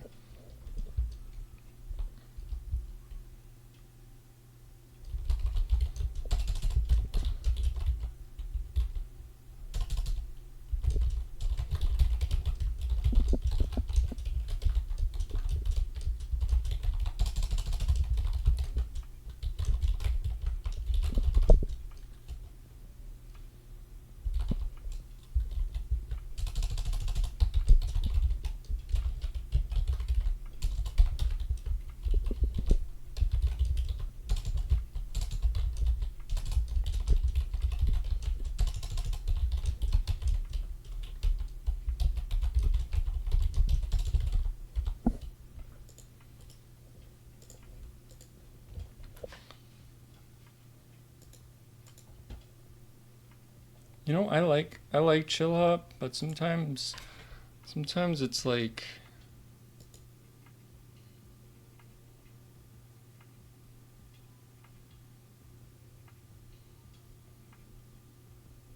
Sometimes it's like repetitive, you know?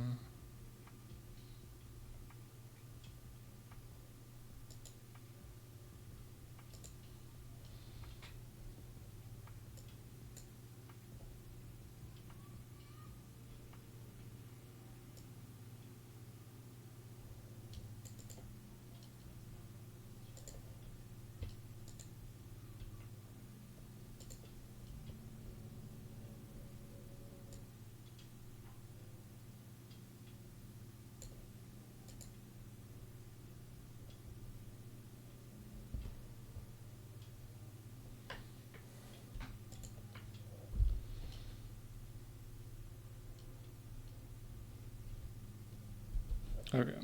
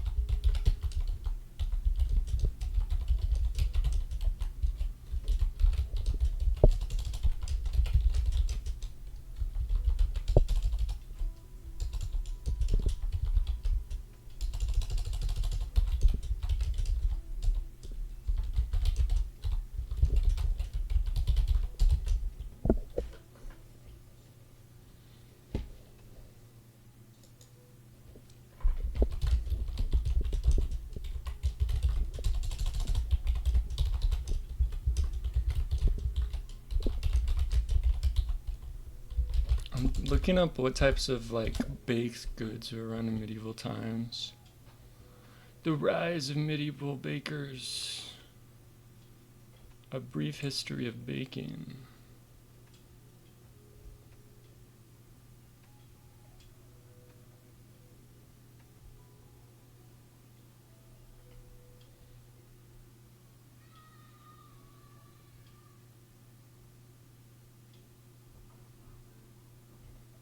I should probably like look through this. Oh yeah, like the peel.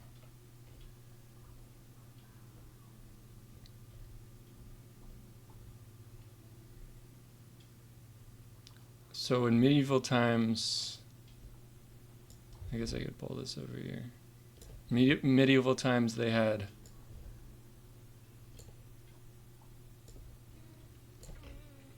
white bread, whole wheat bread, rye bread, barley bread, oat bread, fruit bread, flat bread. So they have flat bread. That's what I was thinking, because like in like in like the Bible and stuff, there's a lot of stuff with like flatbread and in like Jerusalem. So I was thinking fruit bread, oat bread. I guess one could have done like white bread and one does whole wheat. But it might be interesting to do one that does like flatbread. Simple bread that was often eaten with cheese or honey. See, that's kind of cool. It's kind of like he makes sandwich bread, or like pizza bread. Bacon peel dough scraper.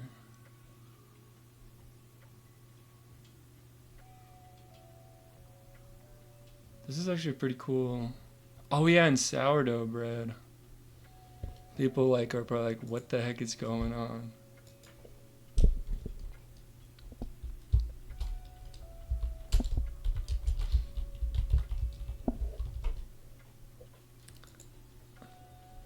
I feel like I like bread at like maybe a little bit more than like just anyone else, but ooh, the hearth oven, that's cool. With writing, one thing that I found that's really awesome is just like how words have like a deeper meaning or like a deeper feel. That's definitely one of those that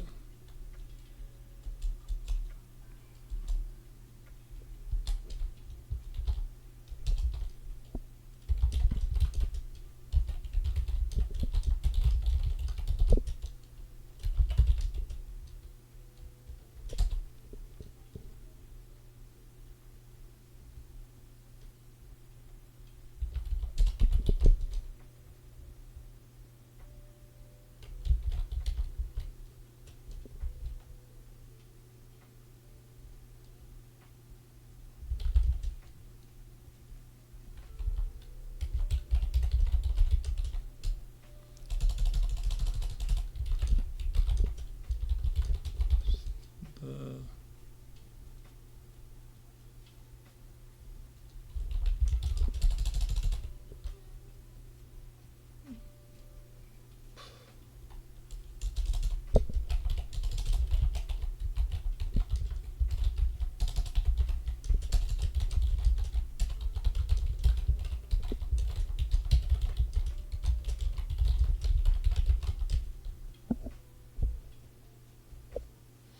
I still need to figure out another name for this guy.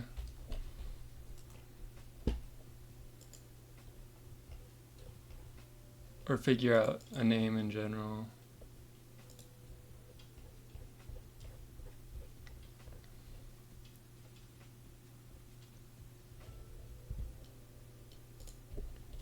I'm just gonna put in here with cheese or honey. So this guy who doesn't have a name yet, he also maybe he makes cheese.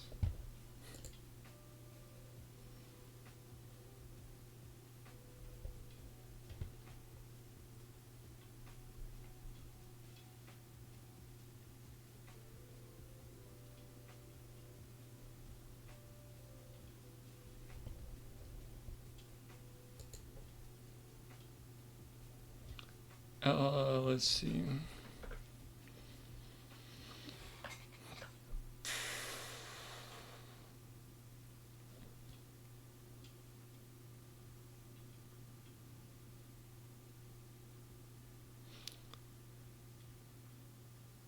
The three witch dudes had lived together for who knows how long. A shabby cottage in the woods was what they called home. Many a day they had traveled from their front doorstep into the Rowan-Dallian wood to collect and gather things like sugarcane, wolfberries, and Rowan-Dallian honey. Whilst on these gatherings, they would camp out in the woods at times, though on other occasions they made sure to return home before nightfall.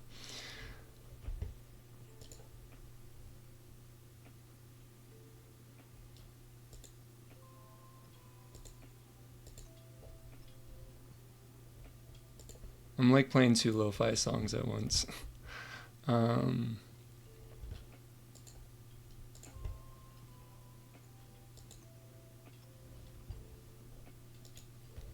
was I? They had just returned from one of these gatherings, and Els had taken his vial of honey and gone straight to baking a loaf of bread. Those sweets were Rem's specialty. Who doesn't like a little bit of honey, even in or on a plain loaf of bread?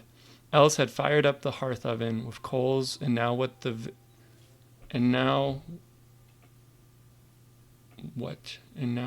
victorious? Oh, now was. And now was the victorious finish to the long, arduous process of bread making. It's fascinating. Oh, dog's barking.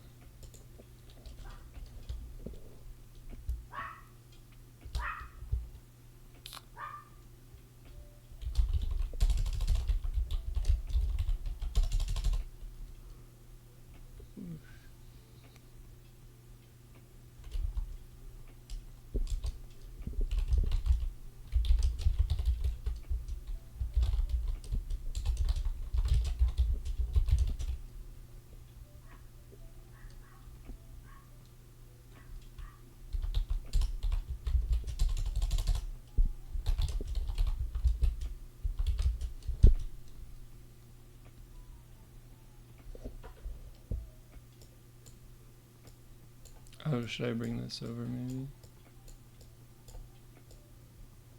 Oh, I guess I can only do it that much.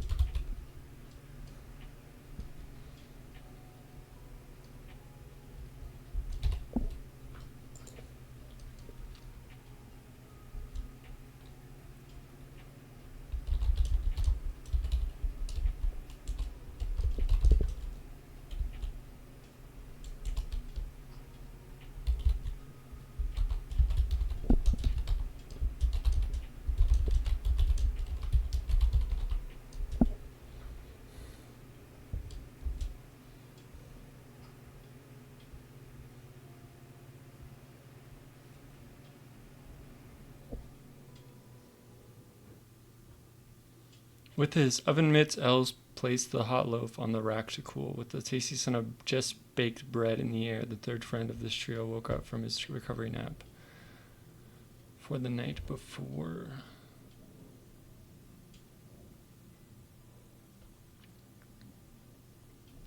I just don't know what his name should be. And these names may change, I don't know. It's like...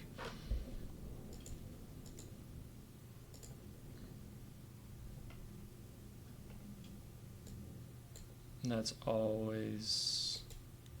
It's always a possibility.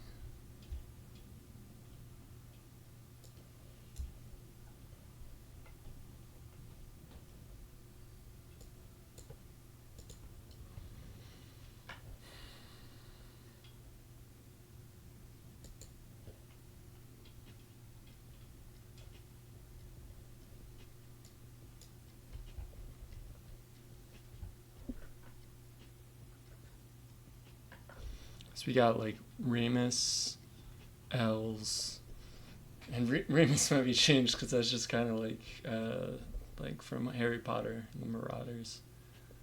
There's just like a stand-in name. I like the name Rem. Maybe his name might just be Rem. Els, Rem, and...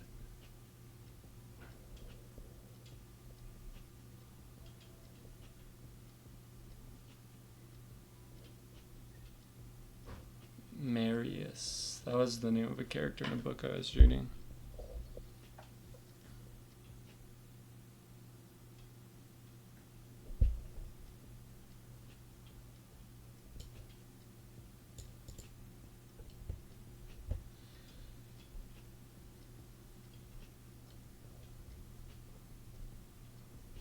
So we got some things written. We got like this stuff written. It's interesting like having an idea in your head and then like sitting down and actually writing it, because you have all these ideas, but then putting it out into like words can sometimes be a different experience, because you're taking those things out of like thoughts and making them in ideas and making them into like something that is readable, that someone can read and experience and like consume, I guess. So yeah, I've been trying to embrace writing more and doing more with that. I just came across This was the comic I made. I like printed it out. This was before recoloring it.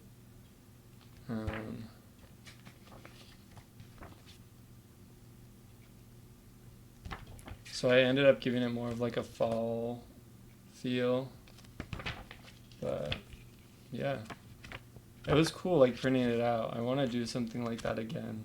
I've been seeing a lot of stuff about like zines.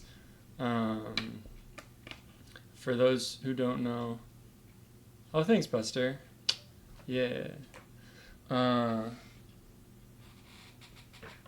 know some people who come into this stream or see this later might be like, what, why does he like bread so much? Like, what is going on? I think it like ties into like my memories of like my grandma. She would make bread, like homemade bread, and just the taste of homemade bread is so good, and like with butter. And I'm lactose intolerant, so like usually I learned how to make bread so that I could have a bread that I could decide what ingredients go into it, basically. So yeah, it's something I've had a little bit of time and stuff with. So what was I saying?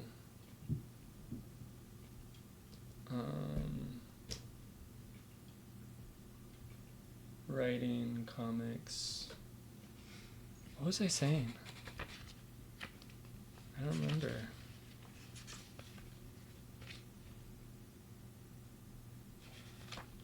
Oh yeah, like zines, which are kind of like I've seen a couple of different ones, but it's kind of like it's like a book, but it's like DIY or like made by the artist. Sometimes they're made by hand and then scanned in, and then someone could print it off and then like cut and fold it. So then it's like this little like booklet thing, and they're just really cool way of artists like making something physical, because like in this world right now you got a lot of stuff that isn't physical. Like you got social media and just like the internet, and like generative AI. So it's like it can be really nice like returning to something that's more physical and real, something tangible that you can hold in your hand. I was watching a video by Jake Parker, and that's something he talked about, like make something physical. You want it to be tangible, something that someone can hold in their hands, visible, has an emotional impact. Kind of like this. I redid the cover because this one's kind of, the contrast is, it's not amazing. But so yeah, it's really cool to make something physical because someone can take that thing and hold it in their hands and pick it up and read it. It's like with I'm gonna get on a soapbox here, but it's like with like Instagram and Twitter and stuff, like posts, you post your art and someone maybe spends like 5 minutes with that, but with like a comic book or something physical that you put it on your shelf, it's with you possibly the rest of your life, and maybe gets handed down, like gifted to someone or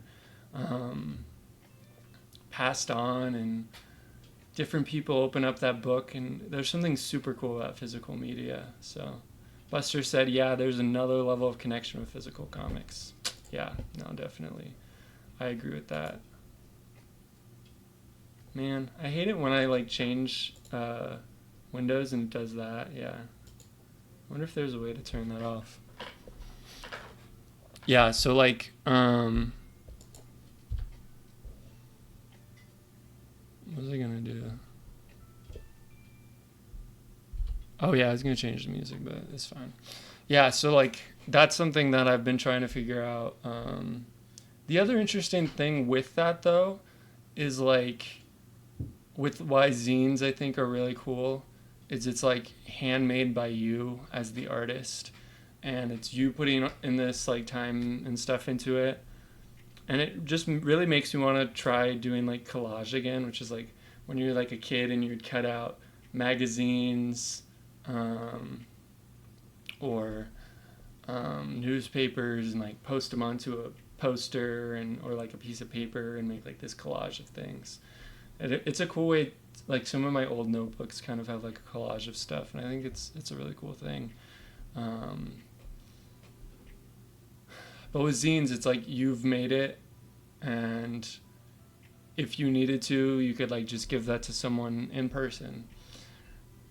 The thing with physical stuff that's interesting that I'm still trying to figure out how I want to go about it is like with stickers, for instance, or prints. Like you get those done by a company, and usually it's a company like overseas, and if you're doing it like print on demand, then you never really see those stickers. They just kind of go to someone.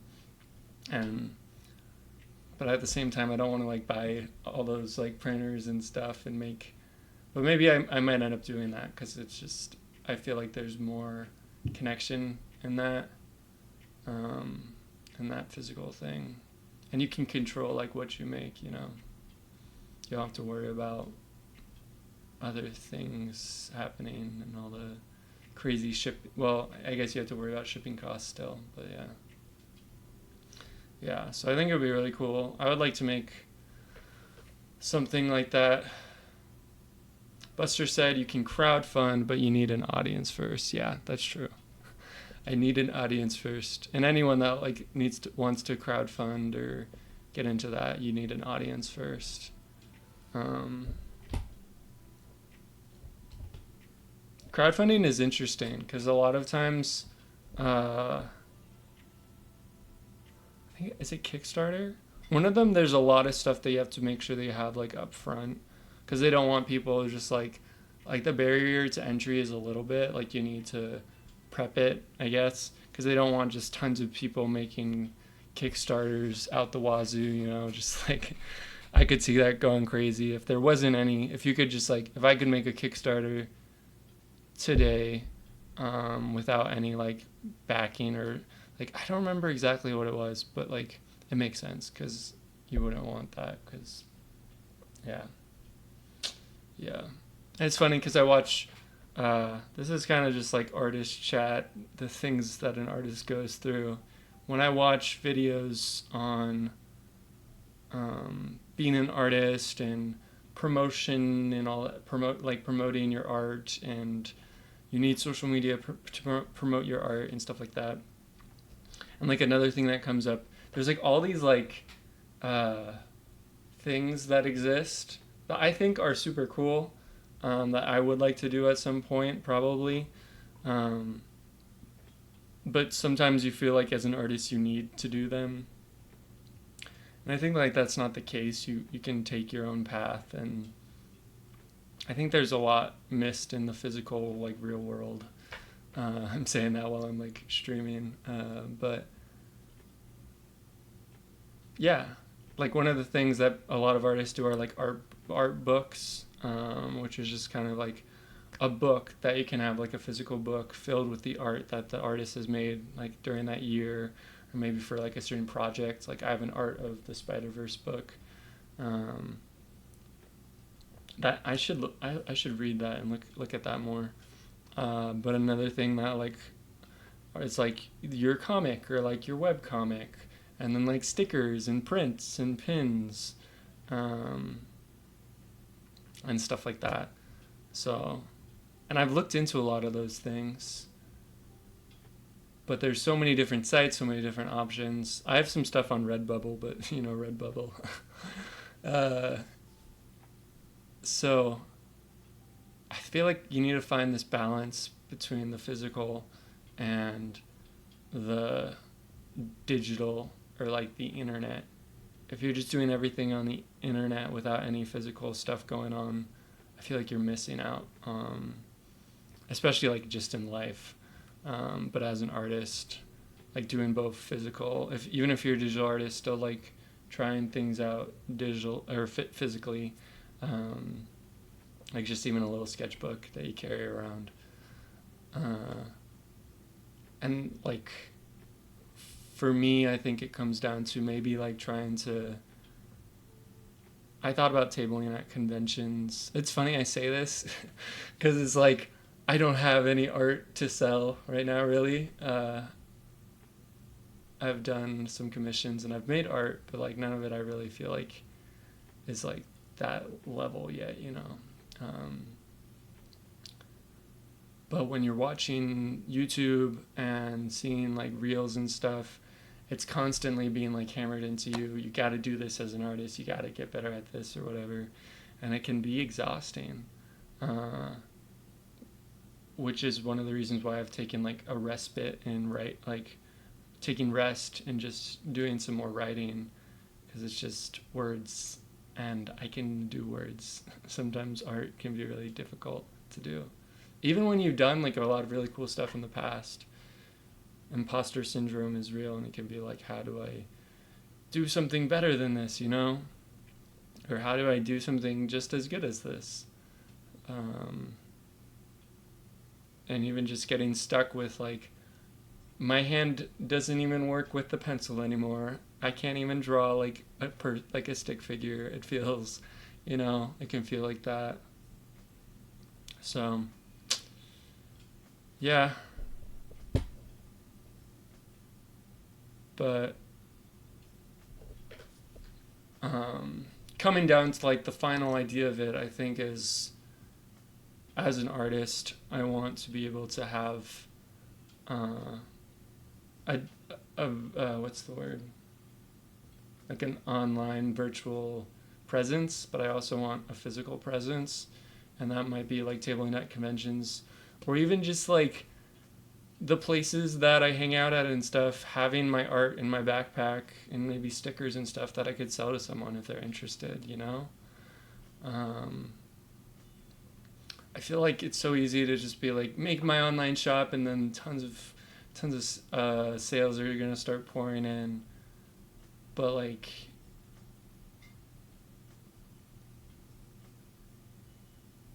it can be so disconnected. That's just been my experience. Like, and I'm not like paying for ads or anything to promote, but yeah, so I don't know. Figuring out some stickers that I would like to print. I probably need to draw some things to make those stickers. But then just having them on hand so I can sell them to people. That's an interesting thing, because it's like quality, but then it's also like experience. Sometimes there's an amazing experience and character to like the super like duct taped together like ghetto thing, like things that are just kind of like held together by duct tape, you know. So I don't know, maybe even just like buying sticker paper and drawing traditionally stickers and doing some stickers that way. That might be cool, and it might be a way to try something new. Yeah, I don't know. I could talk about this forever, but I know it's like, yeah.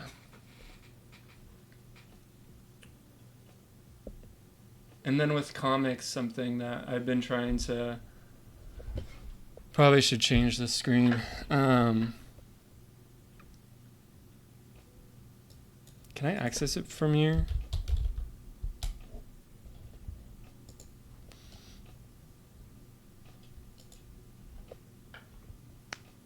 I've been drawing stuff in Magma.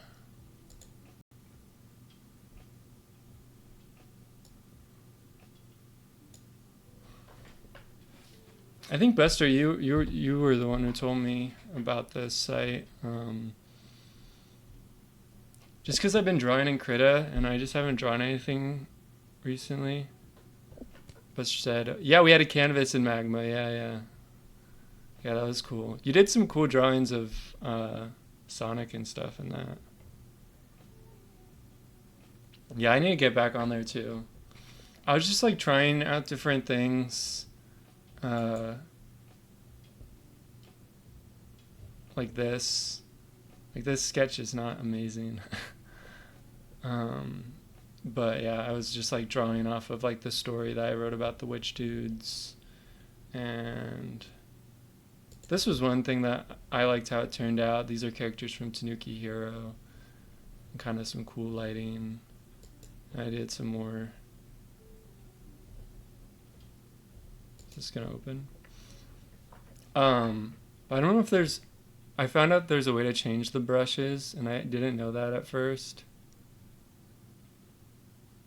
So I was using like the default brushes, so like some of the lines are very like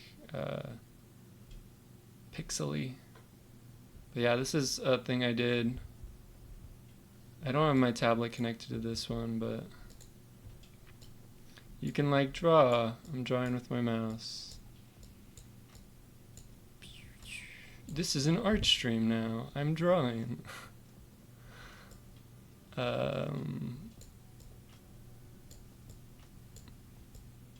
And I think one of the things is like I started drawing in this like really simplified style, and I feel like I've like forgotten everything that I know about art because I've been drawing in this simple style for too long.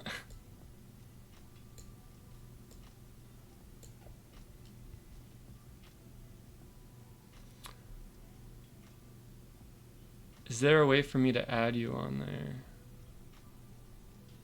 I think maybe. Like drawing buddies? No, that's... Create a new canvas, click plus invite users. Because I don't think I have an account like when I did the one on... When I did the one on Discord. I think I was just looking at it like... what's it called? Like without an account, you know? And I need to take that advice I sent you, Buster, about like animation and stuff. I need to take that advice and apply it.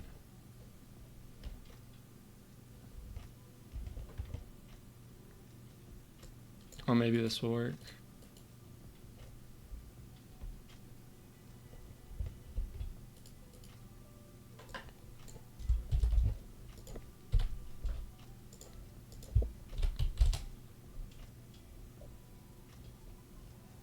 Hey, here it is. Yeah, this was the... See, those are some things I drew. Yeah. Yeah, Buster's got some awesome stuff. I love this. That's cool.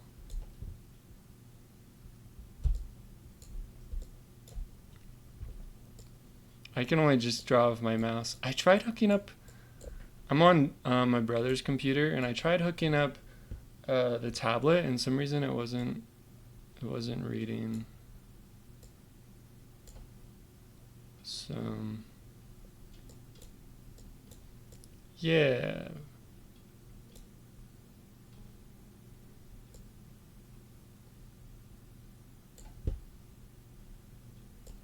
But yeah, I was like drawing in this like very simple style because I wanted to make these very simple comics, and I feel like I've lost a lot of the momentum or whatever.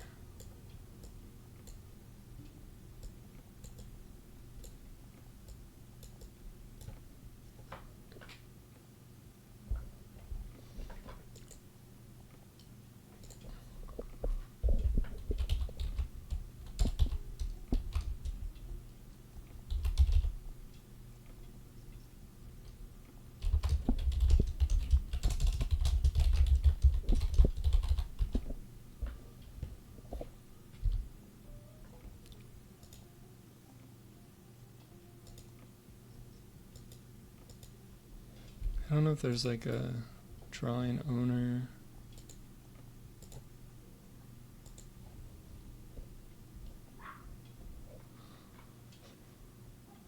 But it's like this is like a mental thing because I was like, I don't know how to draw anymore. And I'm trying to draw things that are a little bit more... I was trying to have more fun with art and get back into it, and it helps to draw simpler. But I need to get back into drawing more in-depth stuff and like long-term projects, you know.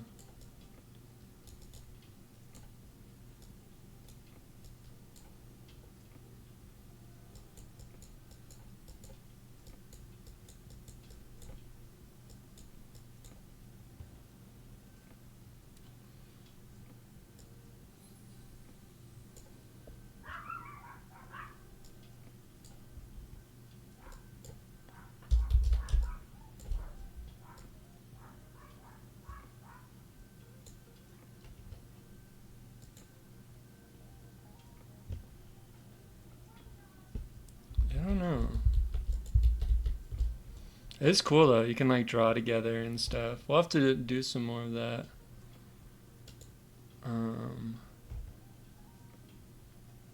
I did this, which I like. I don't know if I like the line art a ton, but I like how the colors turned out, like overlays and stuff.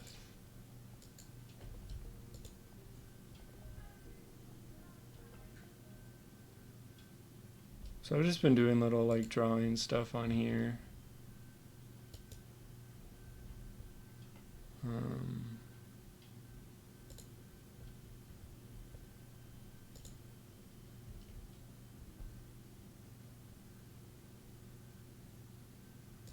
Yeah, and then I drew this comic by hand, just like a super fast. Maybe that's the thing, is just like trying to draw things way too fast. I'm trying to find, yeah, then I wanted to like, I made some webtoons, so I wanted to try that again. So I made this, and I like how it turned out, but it's like, I don't know.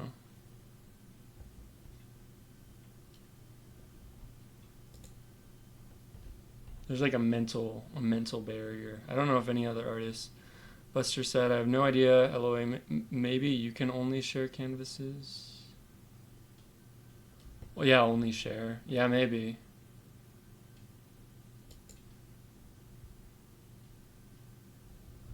But I feel like there should be some way to like add an art space.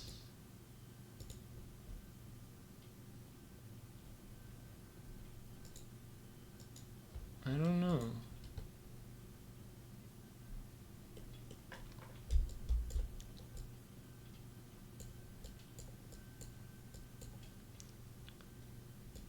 Because I've done like, I did a head drawing class and I drew like lots of,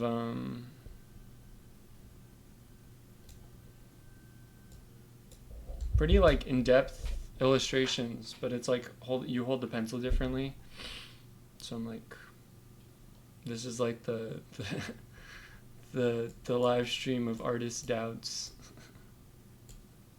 But if anyone else watching this has ever experienced that, just know that you're not alone.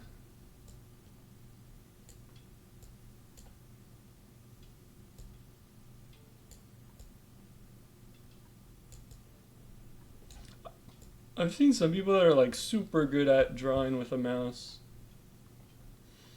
Blows me away. What do you use for drawing, Buster?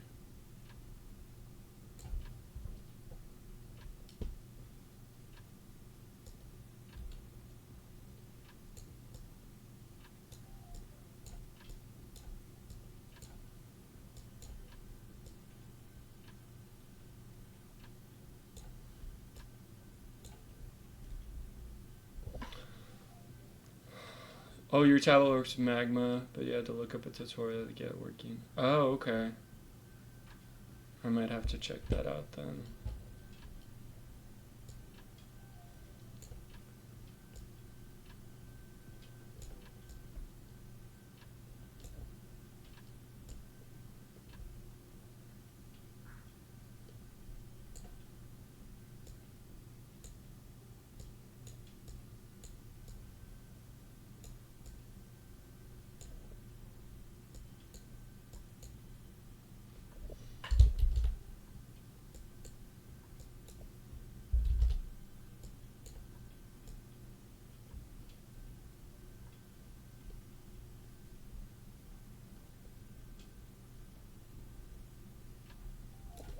But it's nice to see that Magma works with streaming, at least on here.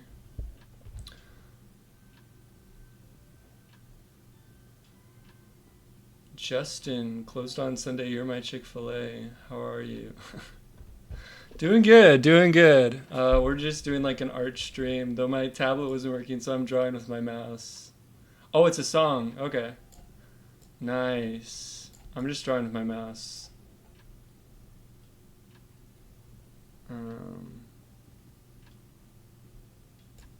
Thank you for stopping by. Closed on Sunday by Kanye West. Listen to it. It's bussin'. Nice. I'll have to check it out. Yeah, we're just doing art chill stuff on Magma right now. I stream like art, indie games, and then writing. So I did some. I've been writing in Notion. I've been writing this story in Notion about witches and bread. It's kind of like a fantasy story.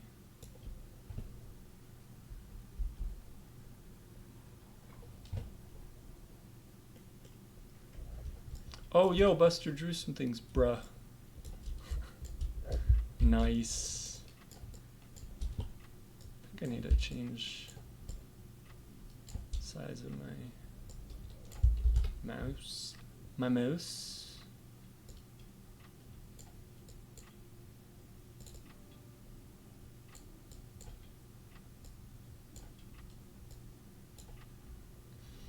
I'm just become a mouse artist, like drawing with my mouse.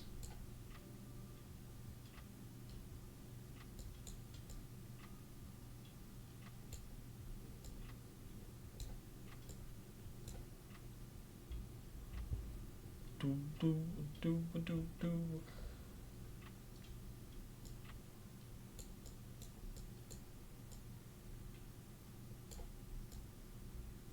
It's like some parts of drawing with your mouse are like intuitive, but then other parts it's like, what am I doing?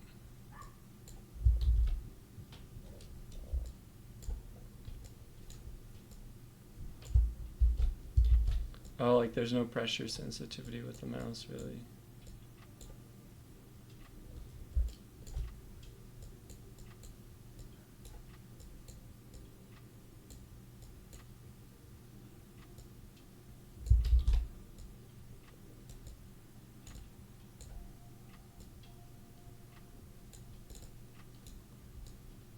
Drawing with the mouse, kind of fun, kind of crazy though.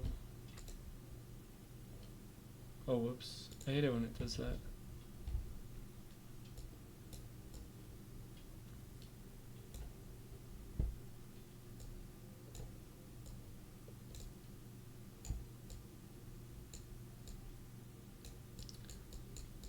Like, I feel like every time I draw things, I'm like leaning on the same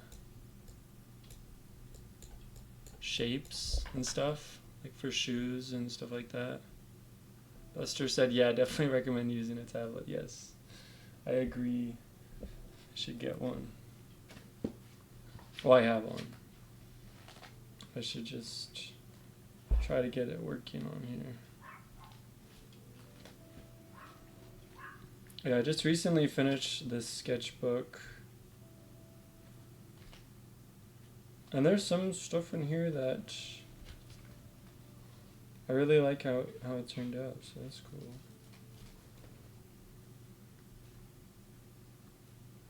I did this thing.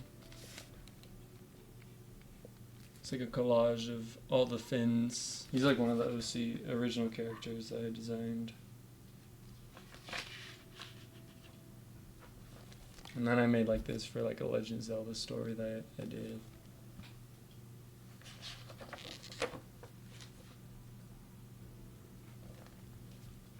And then these were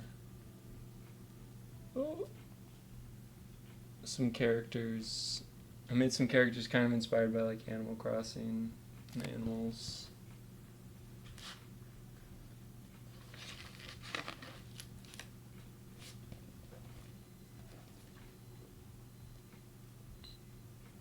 I should make another like camera thing that's like just like the camera, at least bigger. This is the cool guy with big eyebrows.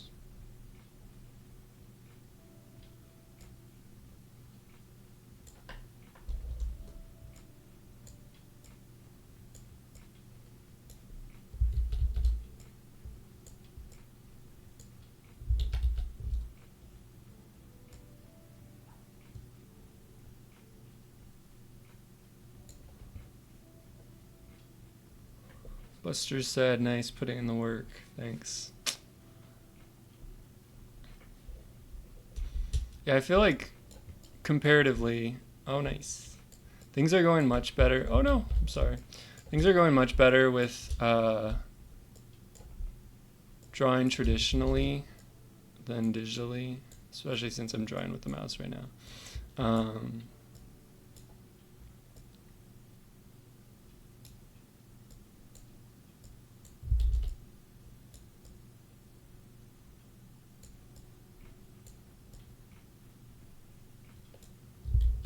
I started doing this thing with like clothes, and maybe I should stop doing it.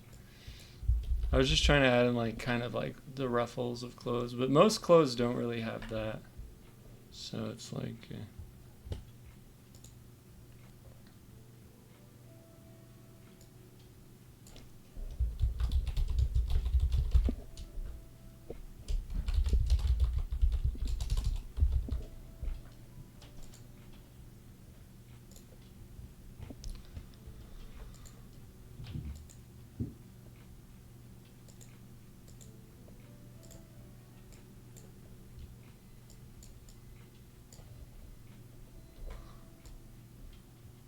I think part of it is just like I took one digital illustration class, but other than that, no one really ever taught me digital art. So all the learning that I've been doing is like on YouTube, and sometimes it can be kind of disjointed.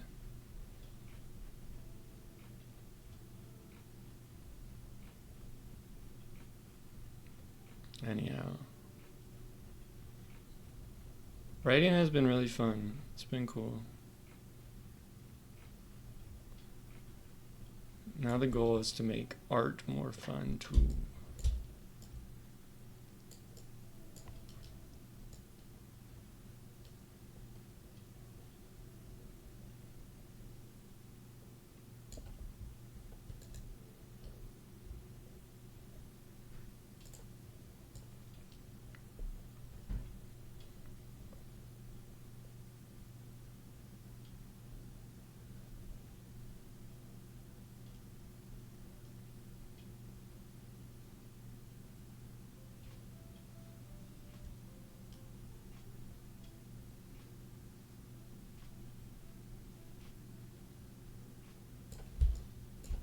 Like, you know, like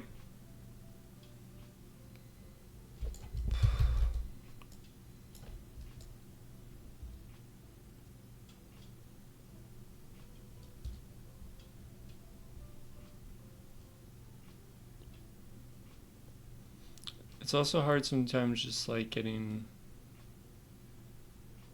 not necessarily motivation, but the only word I can think of is like direction or clarity.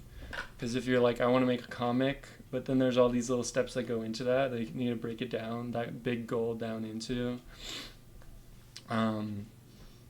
Because like I think about it, and I would love to make another comic, and I've actually written like this comic that I did. I've actually written like more stuff, like more script for the episodes.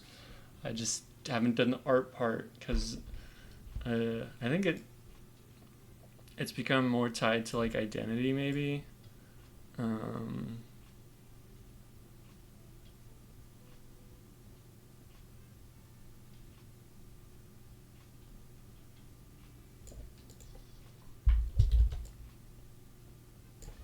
But something else that just like I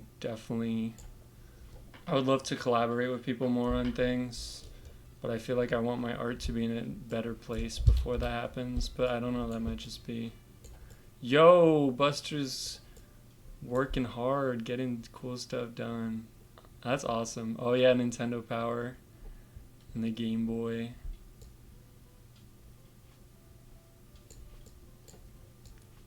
My brother used to get those magazines. I remember that.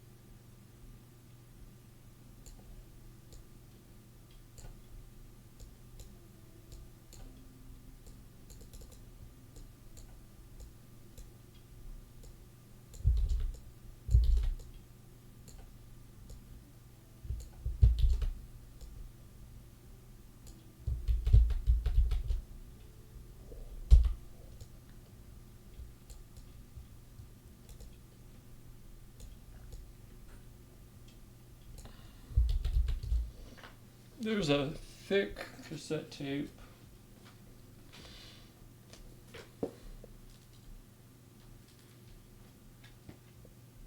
Yeah, and then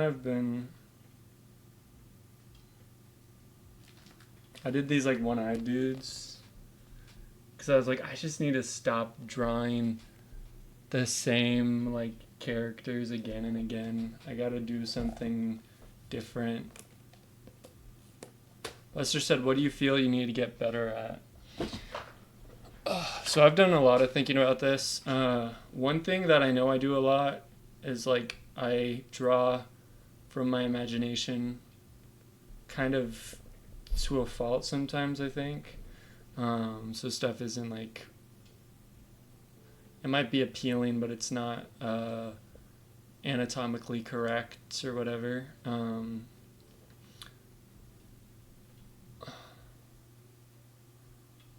When I like look at it, like the things that I kind of came down to that I'm like, if I study these, then I'll be more confident drawer,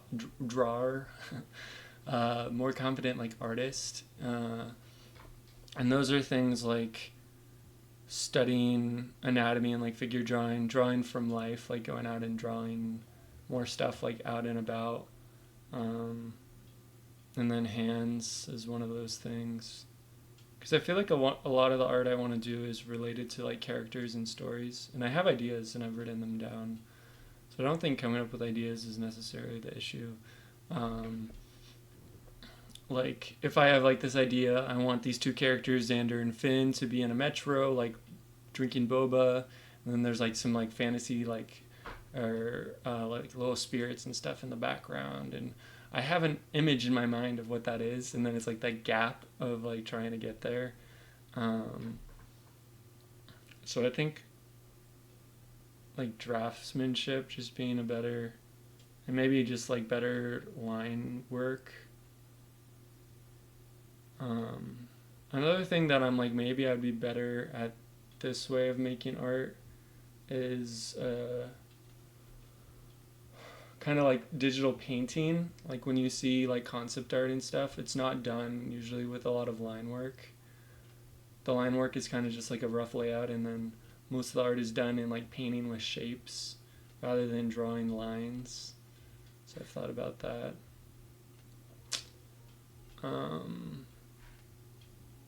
Yeah, those are some things I feel like I need to get better at.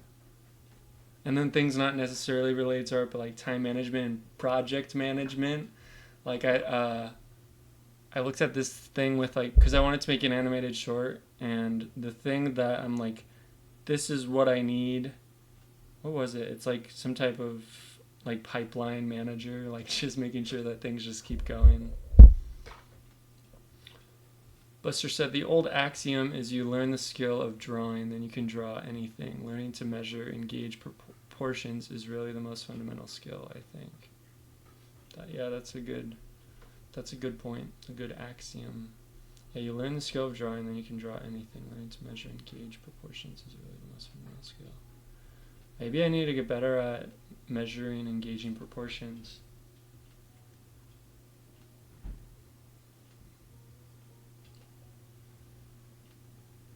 Yeah, this stream has just kind of turned into me talking about my art issue or holdups, I guess. The old axiom is you learn the skill of drawing. That's an interesting thing, just like mentally, because sometimes as artists you feel like you can't, like, I feel like I haven't done a lot of super cool, like, amazing drawing type stuff since like the stuff that I did in college, and of course it's easier to do it with a project, but at the same time I feel like I've grown as an artist, and like things with like art and drawing hands I've gotten better at, even though I didn't draw any hands here. It's really cool.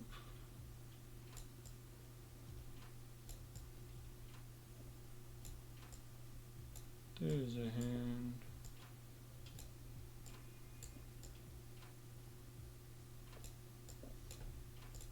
That's a good way of looking at it, though.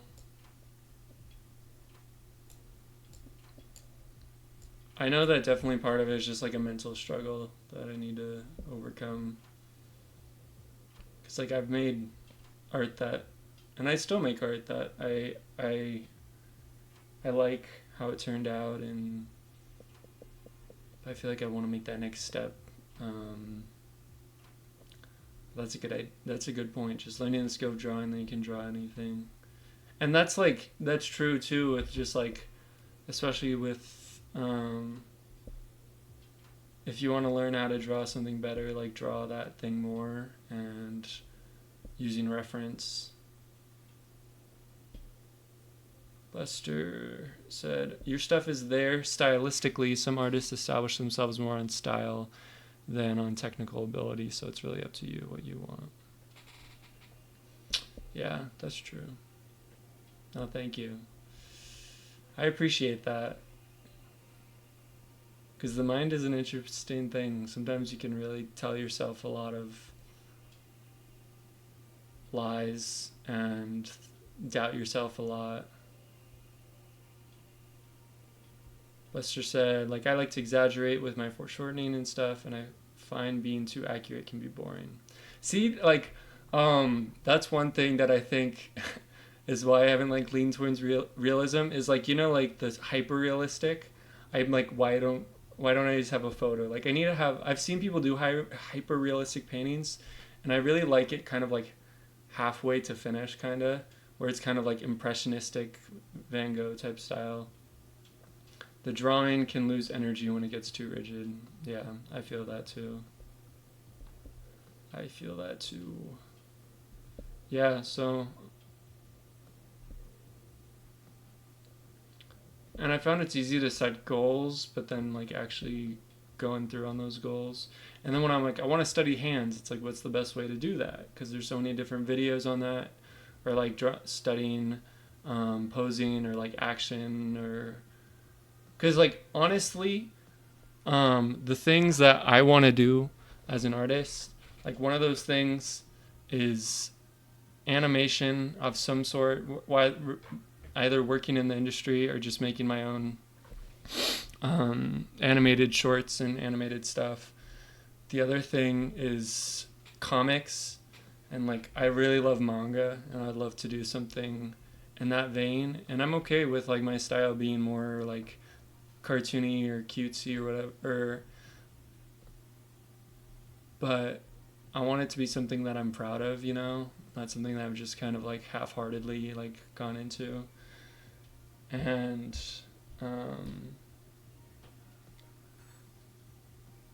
yeah, I would love to just be able to just have an idea and then be able to make it, which, like, right now I don't feel like I'm there yet. Like, I had this idea for animated short, and I, like, wrote out, like, a kind of an outline for it. Is going to be, like, all these guys on a road trip, and then they're about to start a band, and it's just kind of like a chill, like, one of those, like, lo-fi type videos where they're just kind of driving and stopping off at different places along the way, and, like, playing drums and, like, playing games in the back of the van and stuff like that. And when I try to sit down and do it, I'm like, I don't know how to draw a van. Like, how do I start with that? Should I just... Yeah, so... and that's why I lean more into, like, 3D and Blender. But I'd like there to be, like, a mesh of the two together. Like, Treasure Planet did this really well, and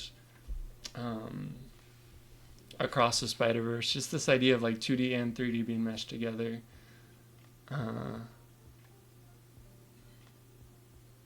Yeah.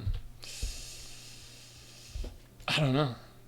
I could talk about this forever. I do really... I very much appreciate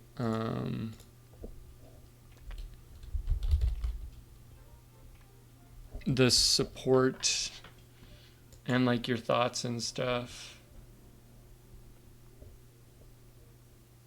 Because I did these But one thing is I was looking at like some reference of like some other people or another like a little like art thing that I like one of those avatar makers, and I was just kind of trying to stylize off of that.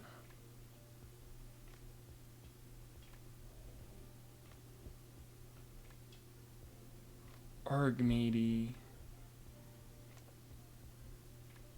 Oh no. Don't have an account. What I wanted to do was go to the...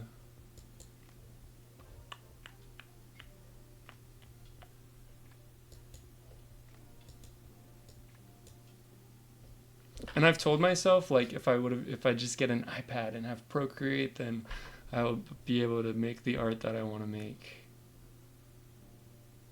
Because there won't be all these obstacles. But there's part of me that just wants to break through it in what I already have, you know? Like, I haven't done something like this in a really long time, or this. I feel like I need to make my line work thinner, like I did in these. But those were done on a Wacom Cintiq.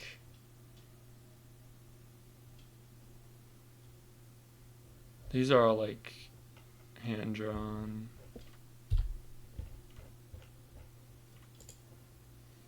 What was I looking for?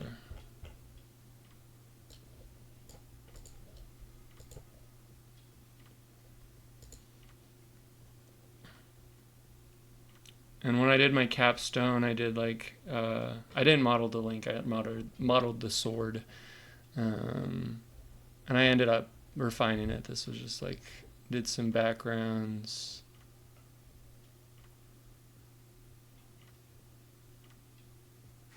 And I did some merch because I like backpacks and merch. And then these are some scripts I wrote. But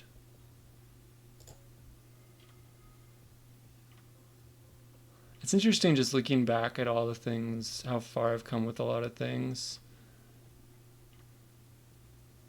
That's a little funny animation I did.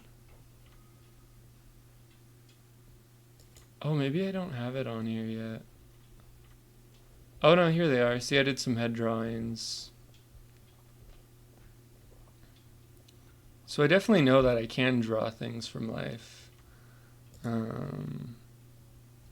might just be a bit rusty, or... And I'm also one of those artists that like, I feel like my art constantly... Oh, pretty good, thank you. My art constantly changes. It's like, I don't have same face syndrome. I have like every different art style syndrome. It's like every time I draw something, it looks like...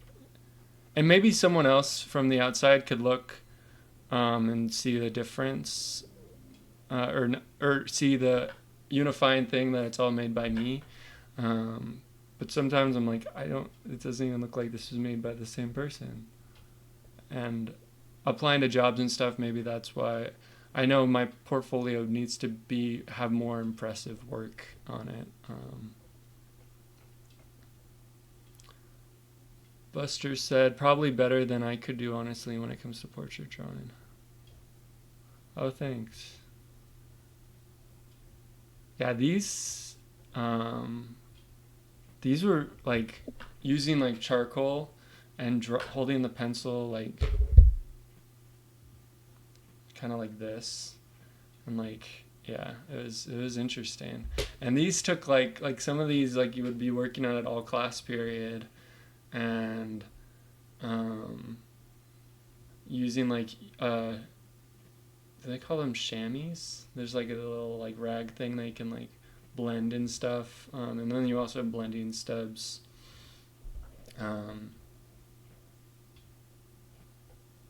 Yeah. And these were like the small, I think these were all thumbnail ones.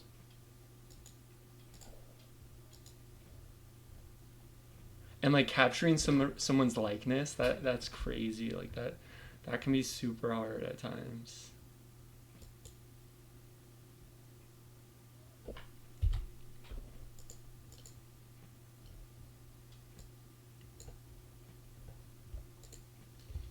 yeah, the style I was talking about, I did for all of these comics. And then this one I tried coloring it because I wanted to try something different.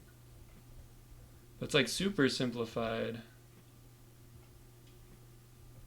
But I still like how it turned out. But I feel like I've gotten too stuck in that style. That I haven't made anything like that takes longer than me just sitting down for like an hour or something.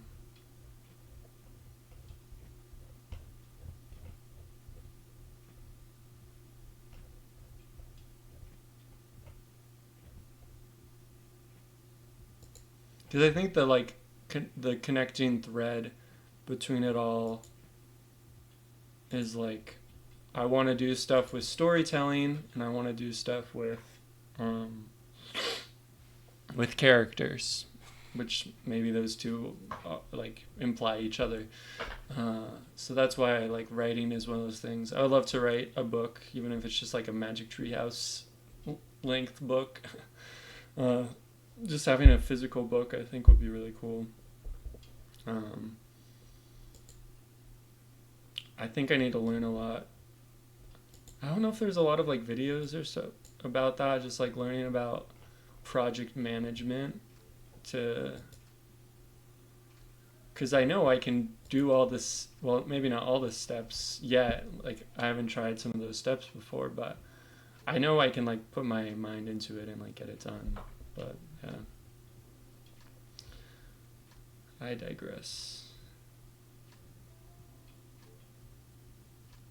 Where does this connect to? Does this connect to, oh, it connects to my Ko-fi. Yep.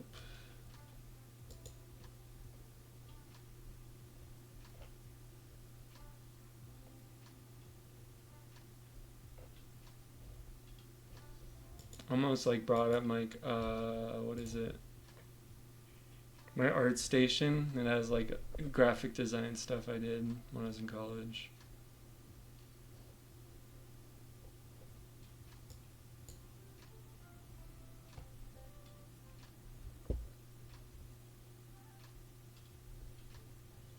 Yeah, so I feel like I definitely just need to take it a day at a time.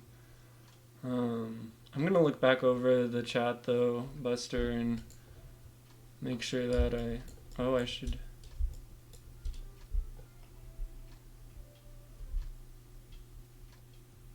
Wait, did I accidentally move that?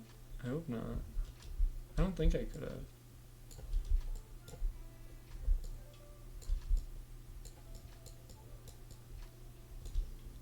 Doing quick doodles like this is really one of the most fun things though. I know. That's why there's like some manga artists and even comic artists. I've been consuming a ton of media, like animation, and manga and comics, graphic novels, and books. I've just been consuming a ton. And one of the things that I love in comics and manga that they do is when they have like the super like in my own way I like to be able to do this. The super like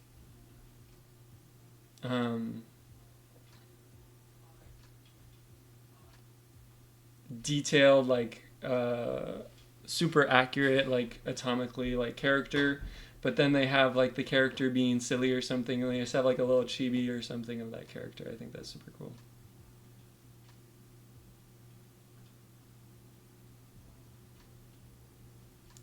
Oh, okay. I'm glad I didn't mess that up. I was like, oh no. It looks awesome. I love that.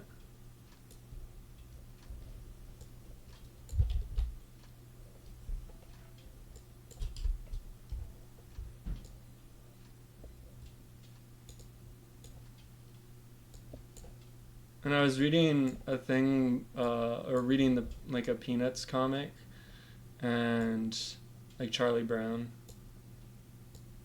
Sharon.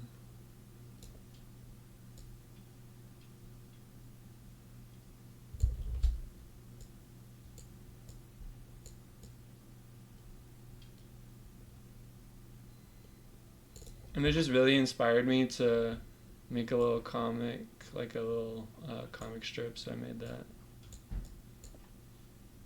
And that was fun.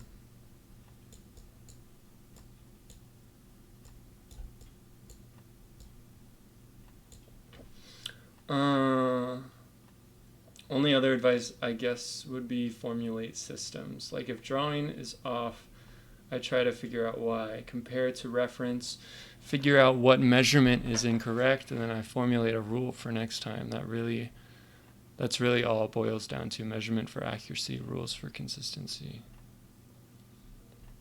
Measurement for accuracy. That's a good point. I feel like I definitely need to use my brain more when I'm drawing. Like there's things I know, but like applying those things in my drawing, in my art.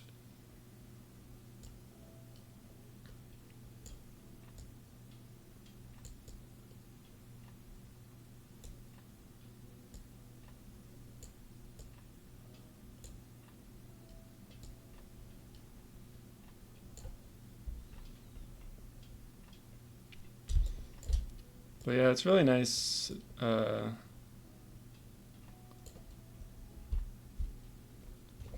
thinking about those things, like trying to figure out if you don't know what the rules are, like say how far apart the eyes should be, you're guessing and you'll get something right like 1 out of 10 times. Once you have rules, it'll be like 9 times out of 10. Not like I'm a pro or anything. I draw some scary bad stuff sometimes. Yeah, I know. I do, like I know because I do that. And I think it's like in this world of social media, I know this just feels like a TED Talk or something, but it's like there's so many different things that people just, they're only showing like their best thing. And it can be easy to compare yourself to that and be like, why am I not there? But no, that's a good point. I hadn't really thought about that. Just looking at rules with anatomy, and because I am guessing a lot of the time.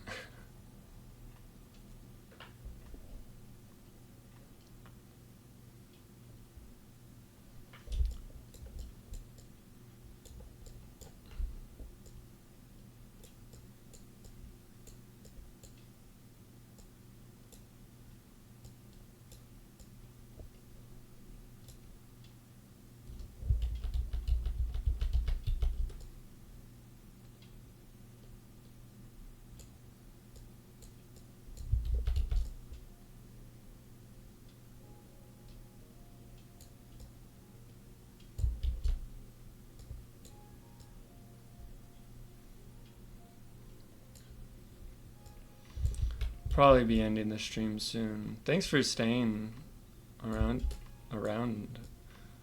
all this time, Buster.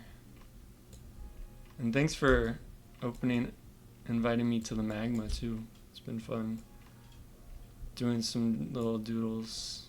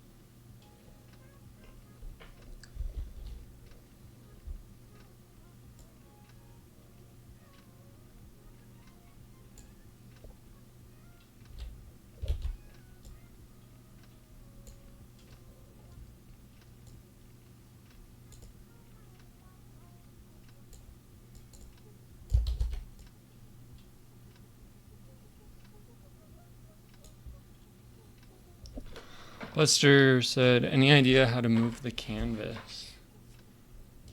Huh. That's a good question. So that moves...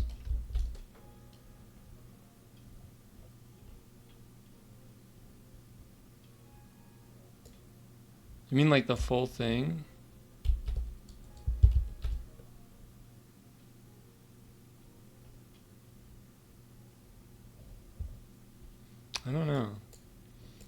zooms, file.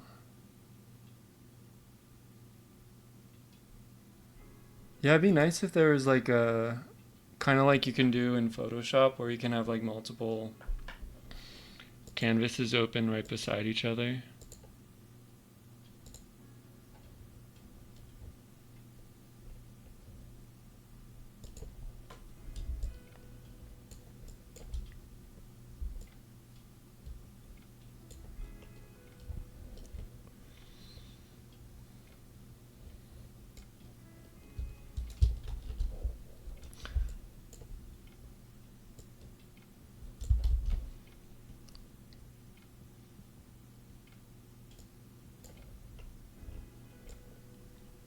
Yeah, part of me has been like considering I don't know what it would look like. Well, definitely spending less time on social media and more time just like getting better at drawing.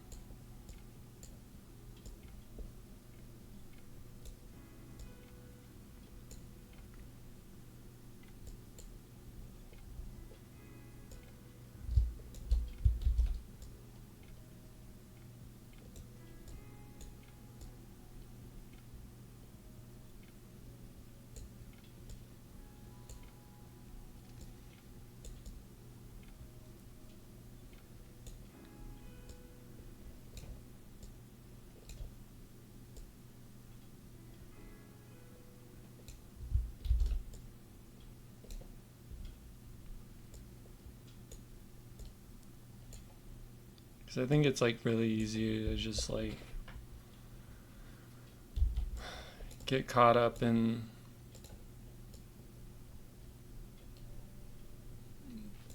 pleasing the algorithm and all this other stuff, and then you're like not making art anymore. You're just kind of spending all your time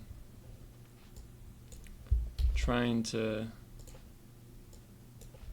please something that won't be pleased.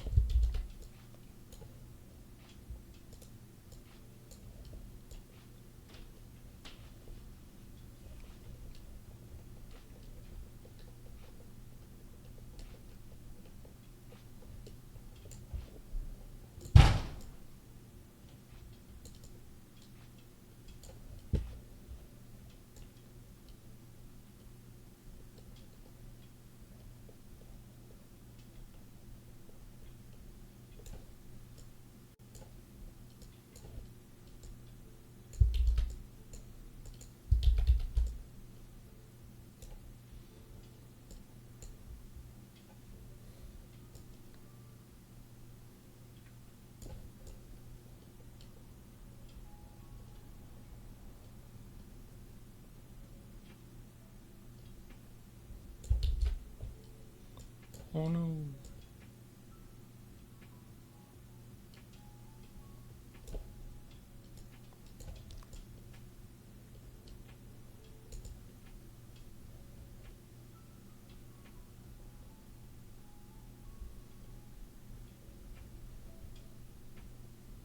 Oh, my opacity is still down. I was like, what's going on?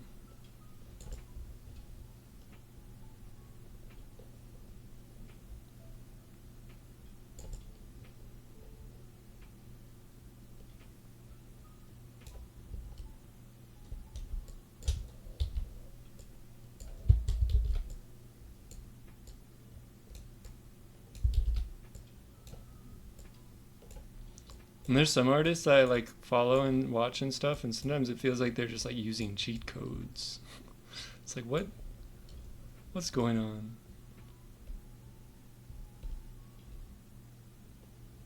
They've just been doing it for that long and learning things that help them, especially like digital artists.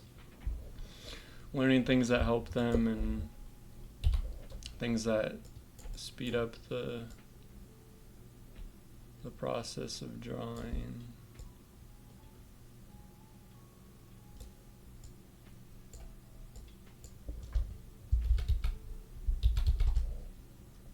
Well, there's Finn.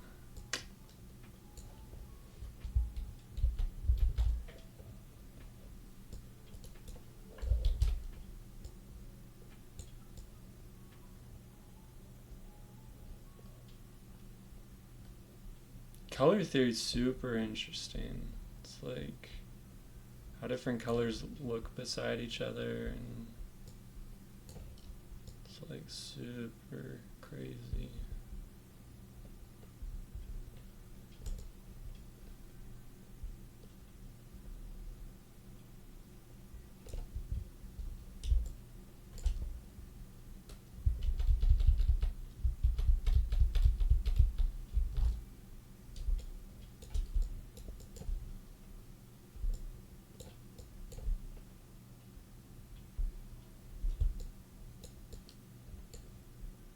Oh whoa, that looks awesome.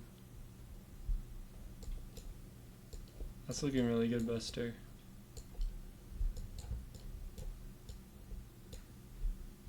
It's cool to see Toast in your style. And that hand. That hand.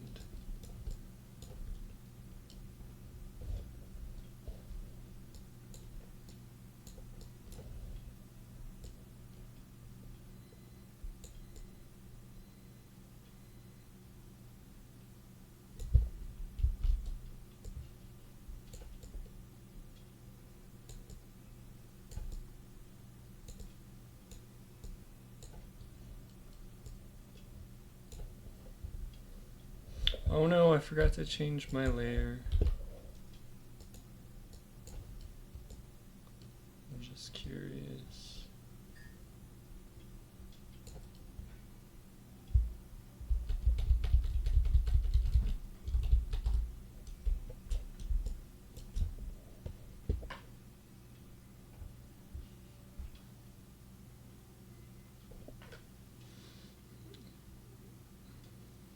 Yeah, no, like Buster said, he has to take a crack at the characters sometimes.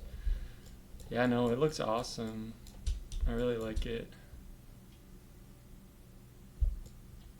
Like that hand, it's just really cool. It reminds me of Master Hand. And I love the visor, and yeah, it's super cool. When I was designing his character, I thought about like Geordie LaForge from I can't remember which. It's from Star Trek. I can't remember like what the specific. It wasn't like the original Star Trek, but I watched when I was a kid.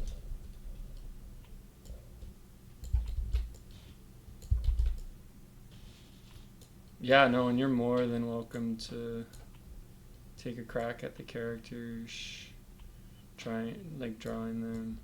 Like you did Rumi from Grateful Ghost, and like seeing that just totally brightened my day and just like made my day. It was really cool. Just to like, yeah, see someone else like draw that character and see that it has like, yeah, it was really cool.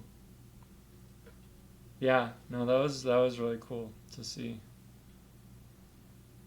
And just how you drew him, it was really awesome.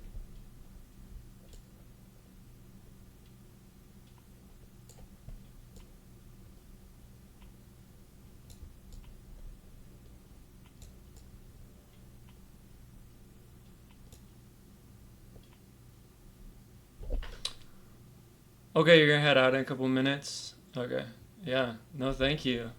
Hope to catch some more streams. I probably need to head out too because it's getting late.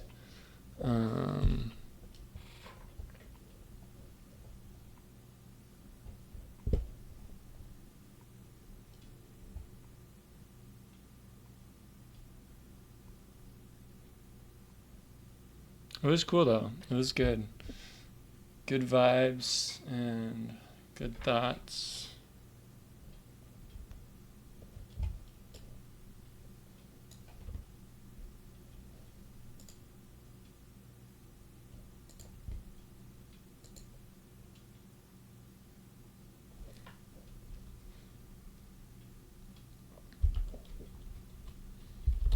I guess I might try raiding someone. You don't have to. I'm gonna try maybe raid Snowbeats. He's my friend. He does drumming and stuff. Oh wait, is it exclamation point raid? Slash their name. Is that how it works? No, it's slash raid. Okay. I'm learning this Twitch thing. Yeah, if that's okay. Don't feel like you need to stick around after the raid, cause I know I need to get going too.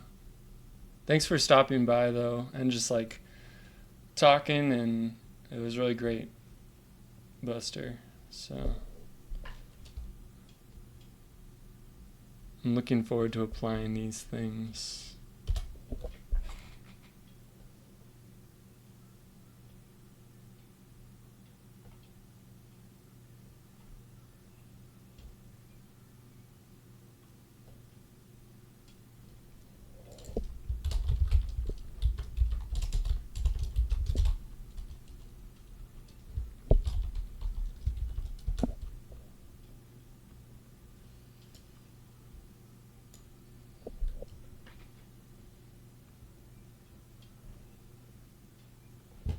Okay, now I need to end all these things.